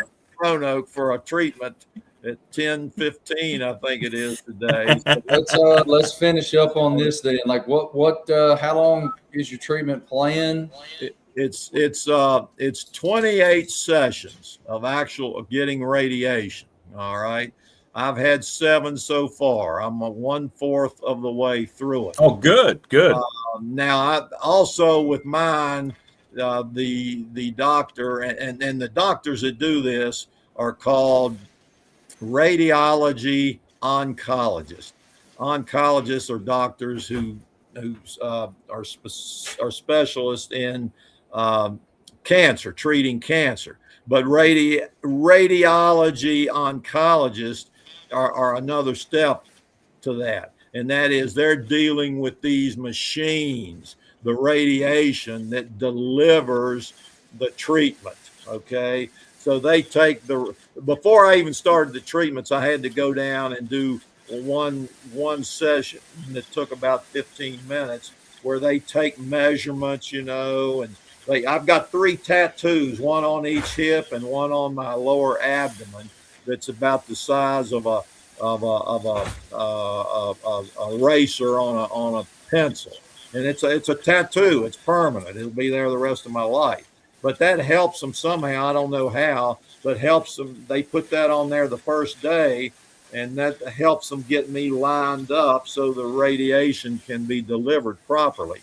And the doctor is constantly monitoring this, and you go in the room where they can't stay in there where that machine is. They gotta, because they don't want to be getting radiation themselves. So they go in a control room, and you walk through that control room, and there's TV screens and computers everywhere that are just all lit up. All right. So they're monitoring all this stuff, and the doctor meets with you once a week. I met with him yesterday. All right. So I'll be doing this 5 days a week. We take weekends off until the early September. I'm 1/4 of the way through the process. All right, good. But then I'll also be I'm taking right now, doing hormone therapy, and that's by pill. I take 1 pill a day, and the doctor described this as that pill kind of it's kind of like a double team block. That pill sets up that cancer cell for that radiation to kill it. All right. And then I'll be probably continuing that for maybe 3 or 4 months after the radiation treatment stop. And he described that to me yesterday as if there's any, cells kind of hanging around that are, have been damaged by the radiation, then the hormone pills and therapy will finish them off. So it's kind of a dual type of treatment. And one no more bumping, just blocking. Right. No bumping with those pills. There you go. This ain't bumping, it's blocking. You ready to go? All right, Coach. Double team partner is over here in the door. He's telling me, get off your rear end and get going. We got to get down there. So, gentlemen, excuse my talking so much, but there was one thing I wanted to do today was get the message across. Hey, get these preliminary tests. Don't be afraid of them, whether it be for cancer or whatever. Okay. Good day, Coach. gentlemen. I'm gonna hit safe travels. Be careful, Coach. All right. Thank y'all. Hey, thanks for having us. I've really enjoyed. We'll see you, man. Okay. We'll see you guys next week. Coach, be safe. Praying for you, man. All right. Thanks a lot. See you. All right, guys. All right, man. Take care. Thanks, Mark Dog. Appreciate you, man. Always. Love y'all. All right. Love you, man. Stay safe. Stay safe, everybody. All right. Great stuff, as always.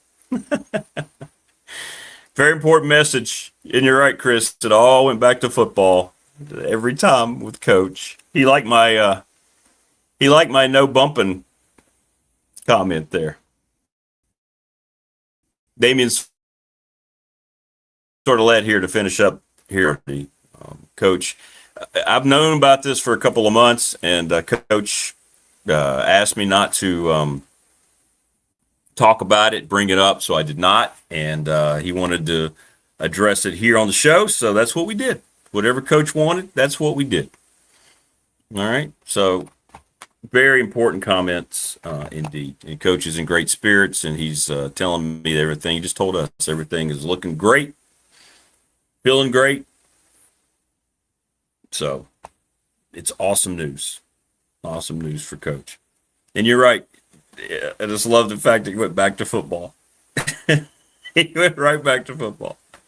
And I agree, Jason. Yeah. That cancer doesn't know what it's messing with that guy. Without question. But we appreciate Coach and for sharing that important message here today. Family Fencing sponsor of our studios while we wait for Damien, 540-200-8294. sponsor of our studio here for the second straight year coming up. We're very excited about that. Mark Hunley, sponsor of our chat room, McClellan Chiropractic, 155 Walters Drive over in Christiansburg. The video we took has gotten over 750 rewatches, which is really cool. We're presented each and every day by Pulaski County Sports Entertainment. Thanks so much to Jonathan Sweet and to Tim Miller.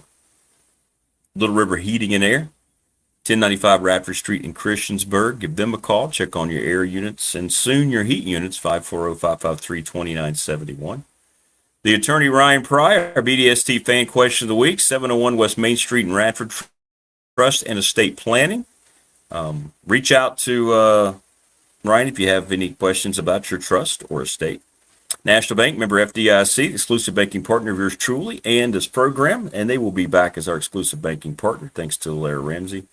Professional Door Incorporated, Travis Williams up in Dublin. Reach out, 674-0008, 40 years in business, the best in commercial or residential garage doors. Thanks to Lawson's Mobile Home Supply, 300 North Franklin Street in Christiansburg. The NRV Super Bowl, who sponsored our bash, which was awesome a couple weeks ago. Leagues are forming now.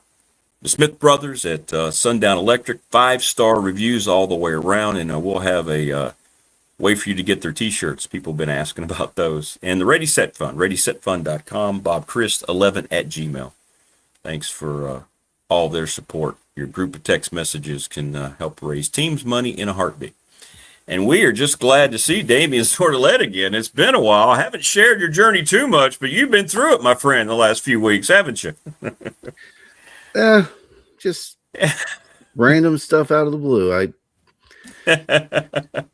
Now I know what a kidney stone feels like, and now I know what a tooth abscess feels like. So you had it back-to-back weeks, didn't you? Well, yeah, I passed the kidney stone 2 Wednesdays ago, and then the tooth abscess formed 2 days later. So I had to get a tooth removed, and luckily it's back here, so no one can see it. But you're all good now? Everything feeling better? You good? Oh, yeah. All right, good. Oh, yeah. Good. They prescribed me some good stuff, so. Hey, there you go. Well, I'm sorry you had to go through all that, but it's good to have you back on the program, and thanks for moving to an hour, because with Marty and Rags, it has to be that second hour, and they, Coach Ragsdale holding court there. So it's good stuff. It's good stuff. Football practice. Are you excited? By the way, I explained the schedule. I saw the media schedule. I know Andy was waiting on it. I think they sent it out last Friday. Was it favorable for you guys in your coverage, or how did it look? What did you think? We have access to fewer practices than we did last training camp. So last year. So we are going to go essentially once a week. Okay. Not ideal, but better, right? Well, it's fewer opportunities than we had last year. So it's a little bit worse. I mean, ideally, I'd like to go out twice a week if we could do that. But again, it's the James Franklin era. So he probably wants to limit how much we see. So yeah. And then media day is on Sunday. So different than years past where it was during the week. So, the practice schedule is different. So be interested to see how it goes and what we get to see. Probably won't be as much as probably as little as we got to see during the spring. So got to take advantage of every opportunity we're out there to see what's going on and assess any position battles. If we don't get to see any live periods, we're not going to know who's trending in the right direction. So hopefully we get to see a few things. Will you have a chance to at least talk to players and coaches at media day, or is that? Oh yeah. Okay. It's the same format. You get Franklin for 30 minutes. You get the coordinators for 10 minutes each, and then you get the offensive and players and the special teams players for 25 minutes, and then the defensive players for 25 minutes. So you got to try to get as many guys as you can in that time frame. I've had some people ask, and I don't know if they talked to you guys, is there going to be a certain policy on injuries when things happen? Or is that just going to be kept out of the news entirely? Franklin told us before spring, he gathered us in there. The one thing he doesn't talk about are injuries. Okay, so we're never really going to know. Okay. No, I mean, Pry is a little bit more forthcoming. He's the one who told us in the summer, like Emmett Laws's injury was a little bit more concerning. He told us Jaquez White's probably going to be 100% when it comes to the first game. So yeah. Pry is a little bit more forthcoming with that, and he probably will be when, if we have to ask him some questions. But Franklin said he doesn't talk about injuries. You can see Ricky Ronnie at Old Dominion has the same philosophy where it's like he doesn't want to tell us injuries because at that point, if someone's coming back from an injury and they know what they're coming back from, what do you think is going to be targeted? The ligament, the appendage, whatever they're coming back from injury from, people are going to target that. So I think James Franklin has the same philosophy. Hey, I'm not going to reveal what they're coming back from because I don't want people to target, a leg and shoulder and elbow. Yeah, like sure. Yeah. Well, I get it, but it's going to be it sounds like it's going to be a frustrating coverage time for you guys too in a lot of ways. Well, if they win, that's not a problem. But yeah, if we'd like to know, hey, how's this guy progressing? Hopefully he'll be like, oh yeah, he's coming along, something like that. So, but yeah. Yeah. Well, I guess you're going to have to kind of construct the things that you focus on, right? Because you're not going to have a chance to find out about stuff very much from everybody else. So how do you guys feel? What do you feel like going into camp that you hope to get out of the first couple of weeks in terms of information and so forth? What kind of things are you looking for from the team in terms of development and things? Yeah, a lot of positional battles. How long are they going to wait till they announce who QB1 is? I mean, that's sort of the worst kept secret. Like, it's going to be Ethan Grunkemeyer. But how long until they announce it? How long do they want that battle to keep going on? I'd like to know what the offensive line looks like because Matt Moore said we've got 10 to 12 guys. Well, who's going to emerge? I'd like to see who's emerging. Besides Kyle Tuner at center, is Logan Hallen looking as good as advertised at left tackle? Is Johnny Garrett progressing at guard where you can move Montavious Cunningham to tackle and then, have Garrett slide in at guard? Is Brody Meadows looking like he did pre-injury? Like those are the sort of things I'd like to know and like to be able to see with my own eyes.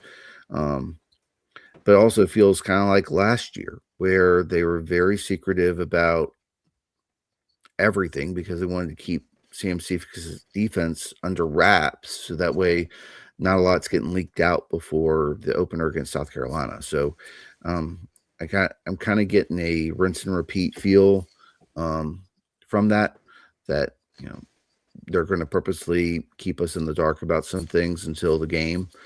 So that way we're not revealing too much. But again, I'd like to at least see positional battles. Who's doing what? I'd like to see if Jaquez Weiss is healthy.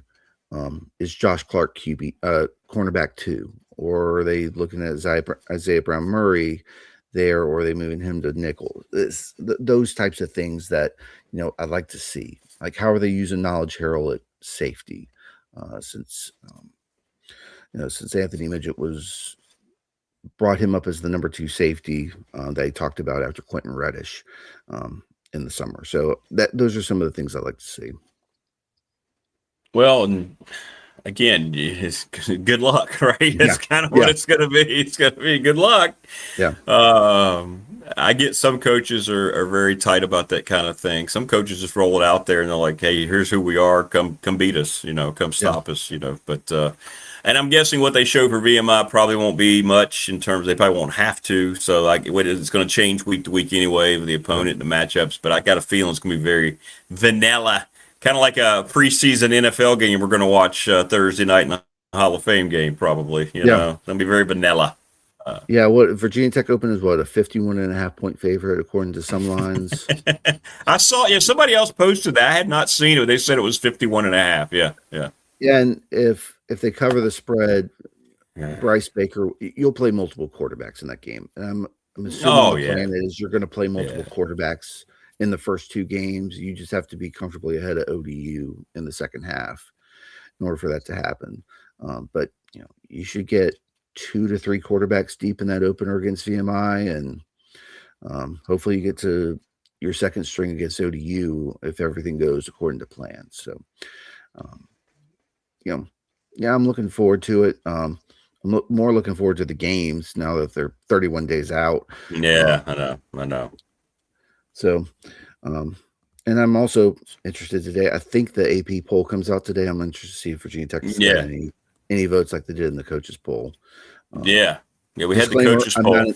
Disclaimer: I'm not an AP voter this year. Lee Enterprises, company I work for, ended their contract with the AP because of the wire services and went with someone else. And then the AP's like, well, every voter who's with Lee Enterprises, you're not voting anymore. So really? Oh, okay. Yeah, I don't have any insight to give you in terms of how I'm voting for that or this or that and nationally. So, but I do have my Heisman Trophy vote. So interesting to see how that works out. That's ridiculous, man. Well, you know what? We can still get your vote. Your vote's going to be more accurate than any of these other bozos. I'd still rather hear how you would have voted anyway, right? I mean, come on. That's just stupid.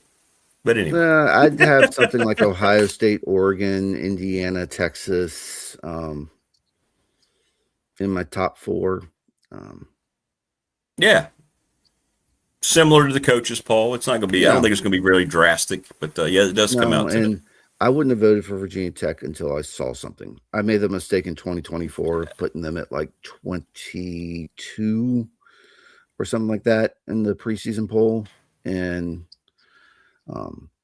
I would have kept them in there if they held on and beaten Vanderbilt. But, that Vanderbilt game was a sign of things to come in terms of holding on in the fourth quarter, and especially after the 2-minute timeout. But,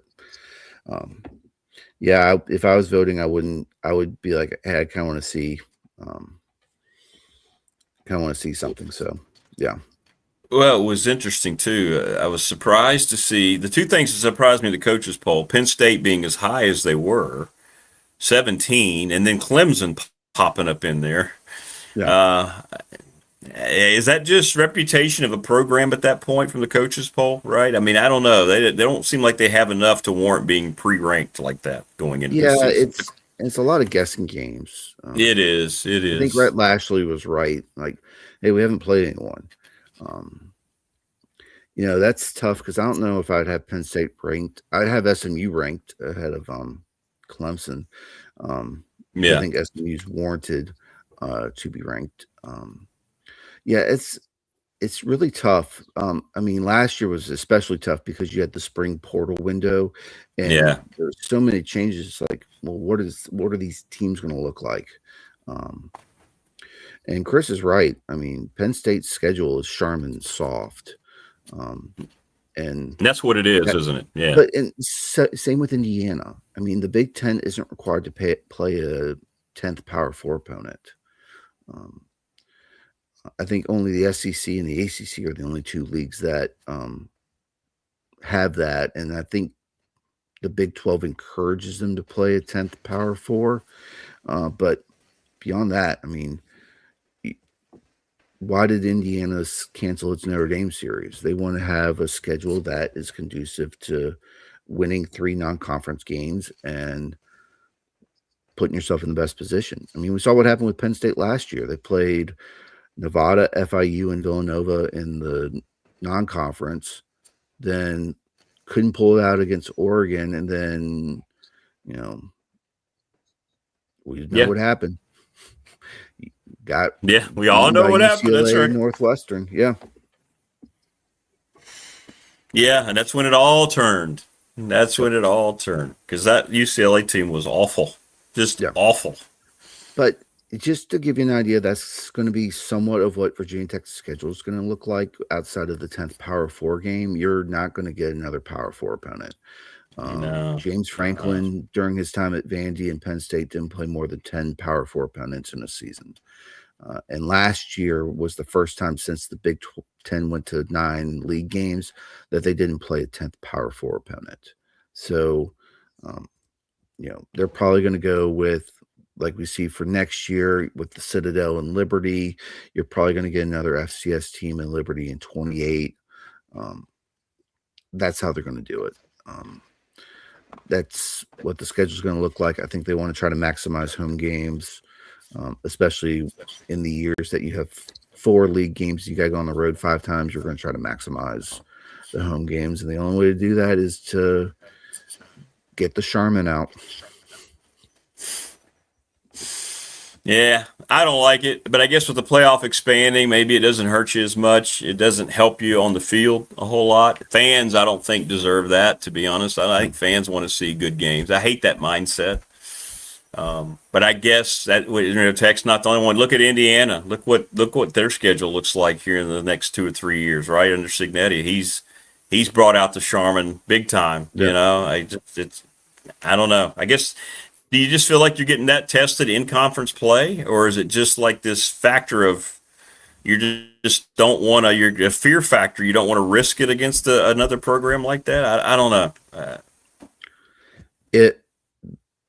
Indiana had that, like, besides Old Dominion in week 1, which turned out to be a pretty good game in terms of resume building for Indiana. I mean, they didn't play any other power conference opponents, and look where it got them. If Indiana can do it, other teams are going to do it. And if you're not required to play a 10th power conference game, you're going to schedule lighter, because Indiana has showed the blueprint for how it's done. But of course, you got to win your league games. Omar Cooper's catch in the back of the end zone against Penn State saved Indiana's season. Because if they lose that game, I don't know what the rest of the season looks like for them. Yeah. But yeah, you're going to start scheduling somewhat softer. You want to put it in a position where you're undefeated going into league play. Well, in the ACC case, the years you have Notre Dame, you want to try to be, again, undefeated going into league play and then playing your best. So that way, when you get Notre Dame in November, you're not looking at it as, oh, hey, we're going out of league. We're playing a league opponent. That's how you kind of have to view Notre Dame. So, that's just the way you got to go. And it'll be interesting to see how this year unfolds with that mindset, because this will be interesting to see how they do it and see if it's a feasible plan moving forward. Feels like you can get away with that easier in the Big Ten or the SEC as opposed to the ACC, given the conference strength or whatever, or the reputation, I guess, amongst the people who make playoff decisions and so forth. So Miami did help. I don't know. With that last year. Yeah. Making that run. Yeah. They did. Yeah. Well, it's interesting. I know next year it's Citadel and Liberty first two, right off the bat. Yeah. Hey. Yeah, and then Notre Dame late in November. Yeah. And that's also that's the rotational part. Yeah. Yeah, and that's also next year's also the year you have 5 league games at home. So if you have those 2 games at the beginning of the season at home, you have a 7-game home schedule. And that's what Brian White said he wants. He wants at least 7 games at home. There might be a year like, say, 29. I don't want to look too far down the line, but you have Maryland at home. If you can, you're probably getting Arizona off the schedule. So if you can get, the G5 and a FCS at home, plus your 5 league games at home. Now you have an 8-game schedule at home. From a fan standpoint, that's more opportunities to go to games. That's what they're looking for. They're looking for, your gates. You're looking for, hopefully, like Brian White said, that they have a backlog for premium seating. Maybe by that time, Lane Stadium's gotten an upgrade and there's more premium seating, and you're looking for ways to generate money. And that seems what Brian White has put together his staff for, is to generate money. especially in this day and age. So, yeah, you got to have home games to generate money and revenue. So that's the blueprint they're following. Just get more home games, not really caring who's against. Hopefully the years like Notre Dame in 28, Maryland in 29, when they're at home, you kind of maximize those. So be interested to see how things play out in the future. But short term, it's going to be your 3 non-conference games, your power conference, however that falls, and then your other 2 games are going to be at home against either G6 and FCS or 2 G6s. So yeah. Well, we'll see how that philosophy holds. I'm curious to how it's going to hold in Blacksburg and in Indiana. I mean, it's going to be interesting to see how these teams, I think playing better people make you better when it counts the most. Maybe that's what's prevented James Franklin from breaking through as at Penn State. You know, he's what do they call him? Big game James. Look at the record and look at the record against the top-notch teams. I mean, is that because he's worked too hard to protect his teams, and when they get in those situations, they're not ready? I mean, I think it has to be considered. I'm not saying that verbatim, you know. It may not be the absolute, but it might be, you know, remember Rocky III, right? You know, he defended his title, 10 times, but he asked for Mick. He goes, were those setups?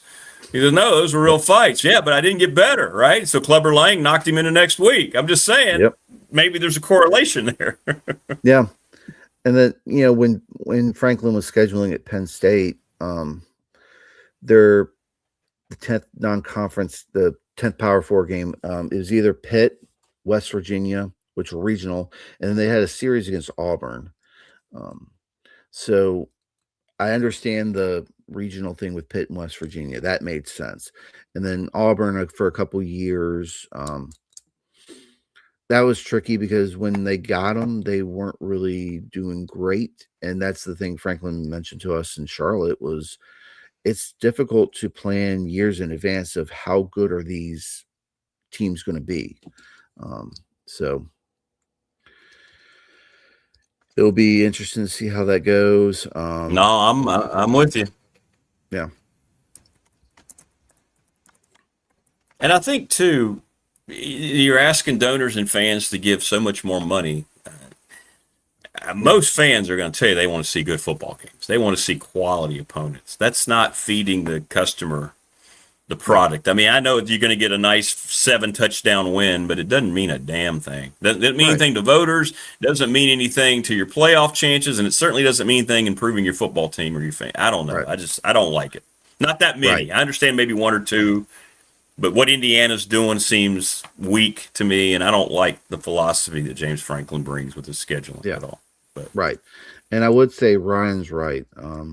Penn State and Virginia Tech were supposed to play. Yeah. They were. That's something I hope to see on the schedule and down the line. I mean, who knows if they get that schedule for 20, 30, I'm trying to remember. I think it might be 31 and 32 that they might have a chance to get some games in there. I would be for it, but who knows if James Franklin's still going to be here? As we've talked about, who knows how long he's here for. So, but yeah, Penn State makes sense. I hope Tennessee gets on the schedule. I want to do a home and home. Let's don't do Bristol. Let's get the game in Blacksburg. Yeah, play in the stadiums. Play in the stadiums. And then I'm all for I'm all for the Black Diamond Trophy series getting renewed on a more consistent basis. I know. See, that would be a good rotation if you could get Tennessee, West Virginia, and Penn State and just rotate them. I'm good with that. And then I agree. It sends a message to your customer you don't care what they want, because both of those fan bases, West Virginia and Virginia Tech, want to play every year. Yeah. Every year. Yeah. Now, the Wisconsin series is going to happen because of moving the game in Blacksburg to Charlotte. If I'm Brian White, I will pay the $1 million to get that move back to Blacksburg because I think that would be a better atmosphere for that game. But no question. He seems resigned to having it played in Charlotte and hoping they get with tickets sold and everything like that, they get the $5 million payout. that would come to Virginia Tech for moving that game there. Yeah. Again, I don't agree with that. It's not. It's on a Saturday. It's not a standalone game.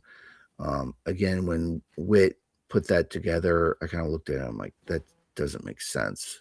No. So. Yeah.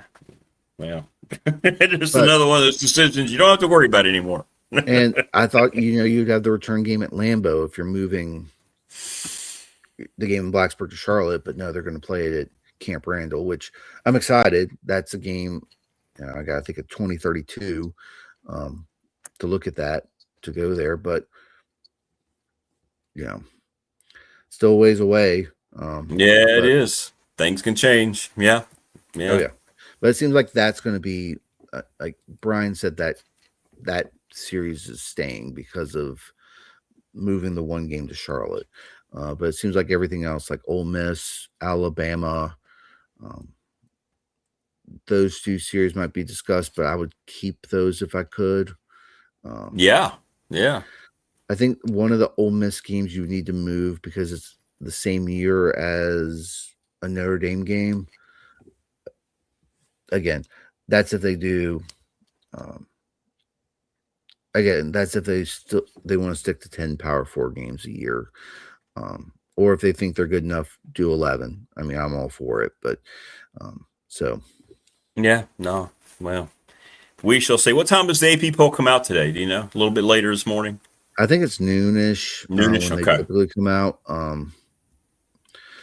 Yeah, because normally I'd have to have that in. Well, the preseason poll, you had to have that in by late July. Okay. Right around the end of media days. And then it would come out midday. So yeah, it comes out right, same week as the coaches poll. So okay, yeah. Again, I'm not really in the loop with in terms of when all that's coming out since I'm not a voter. Well, that's true. Yeah, God forbid they let you still vote. Yeah. And they have people who work for organizations that don't have AP as wire service, and they're having them vote. When I'm like, all right, it gives me 4 to 5 hours a week back. True. Instead of having to go through and like, all right, how did this team do? I'm still going to watch plenty of college football. I mean, exactly. You're still going to know what's going on, right? Exactly. Yeah. Well, it's good to have you back, my friend. I'm so glad you're feeling better. Yeah. So glad you're feeling better.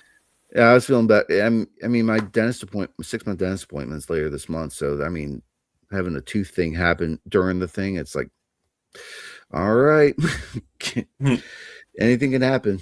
And especially when you're on appointments and keeping things taken care of. So, yeah, right. When root canals fail, that's Yeah, that's never a good sign. Yeah, that's always an ouchie.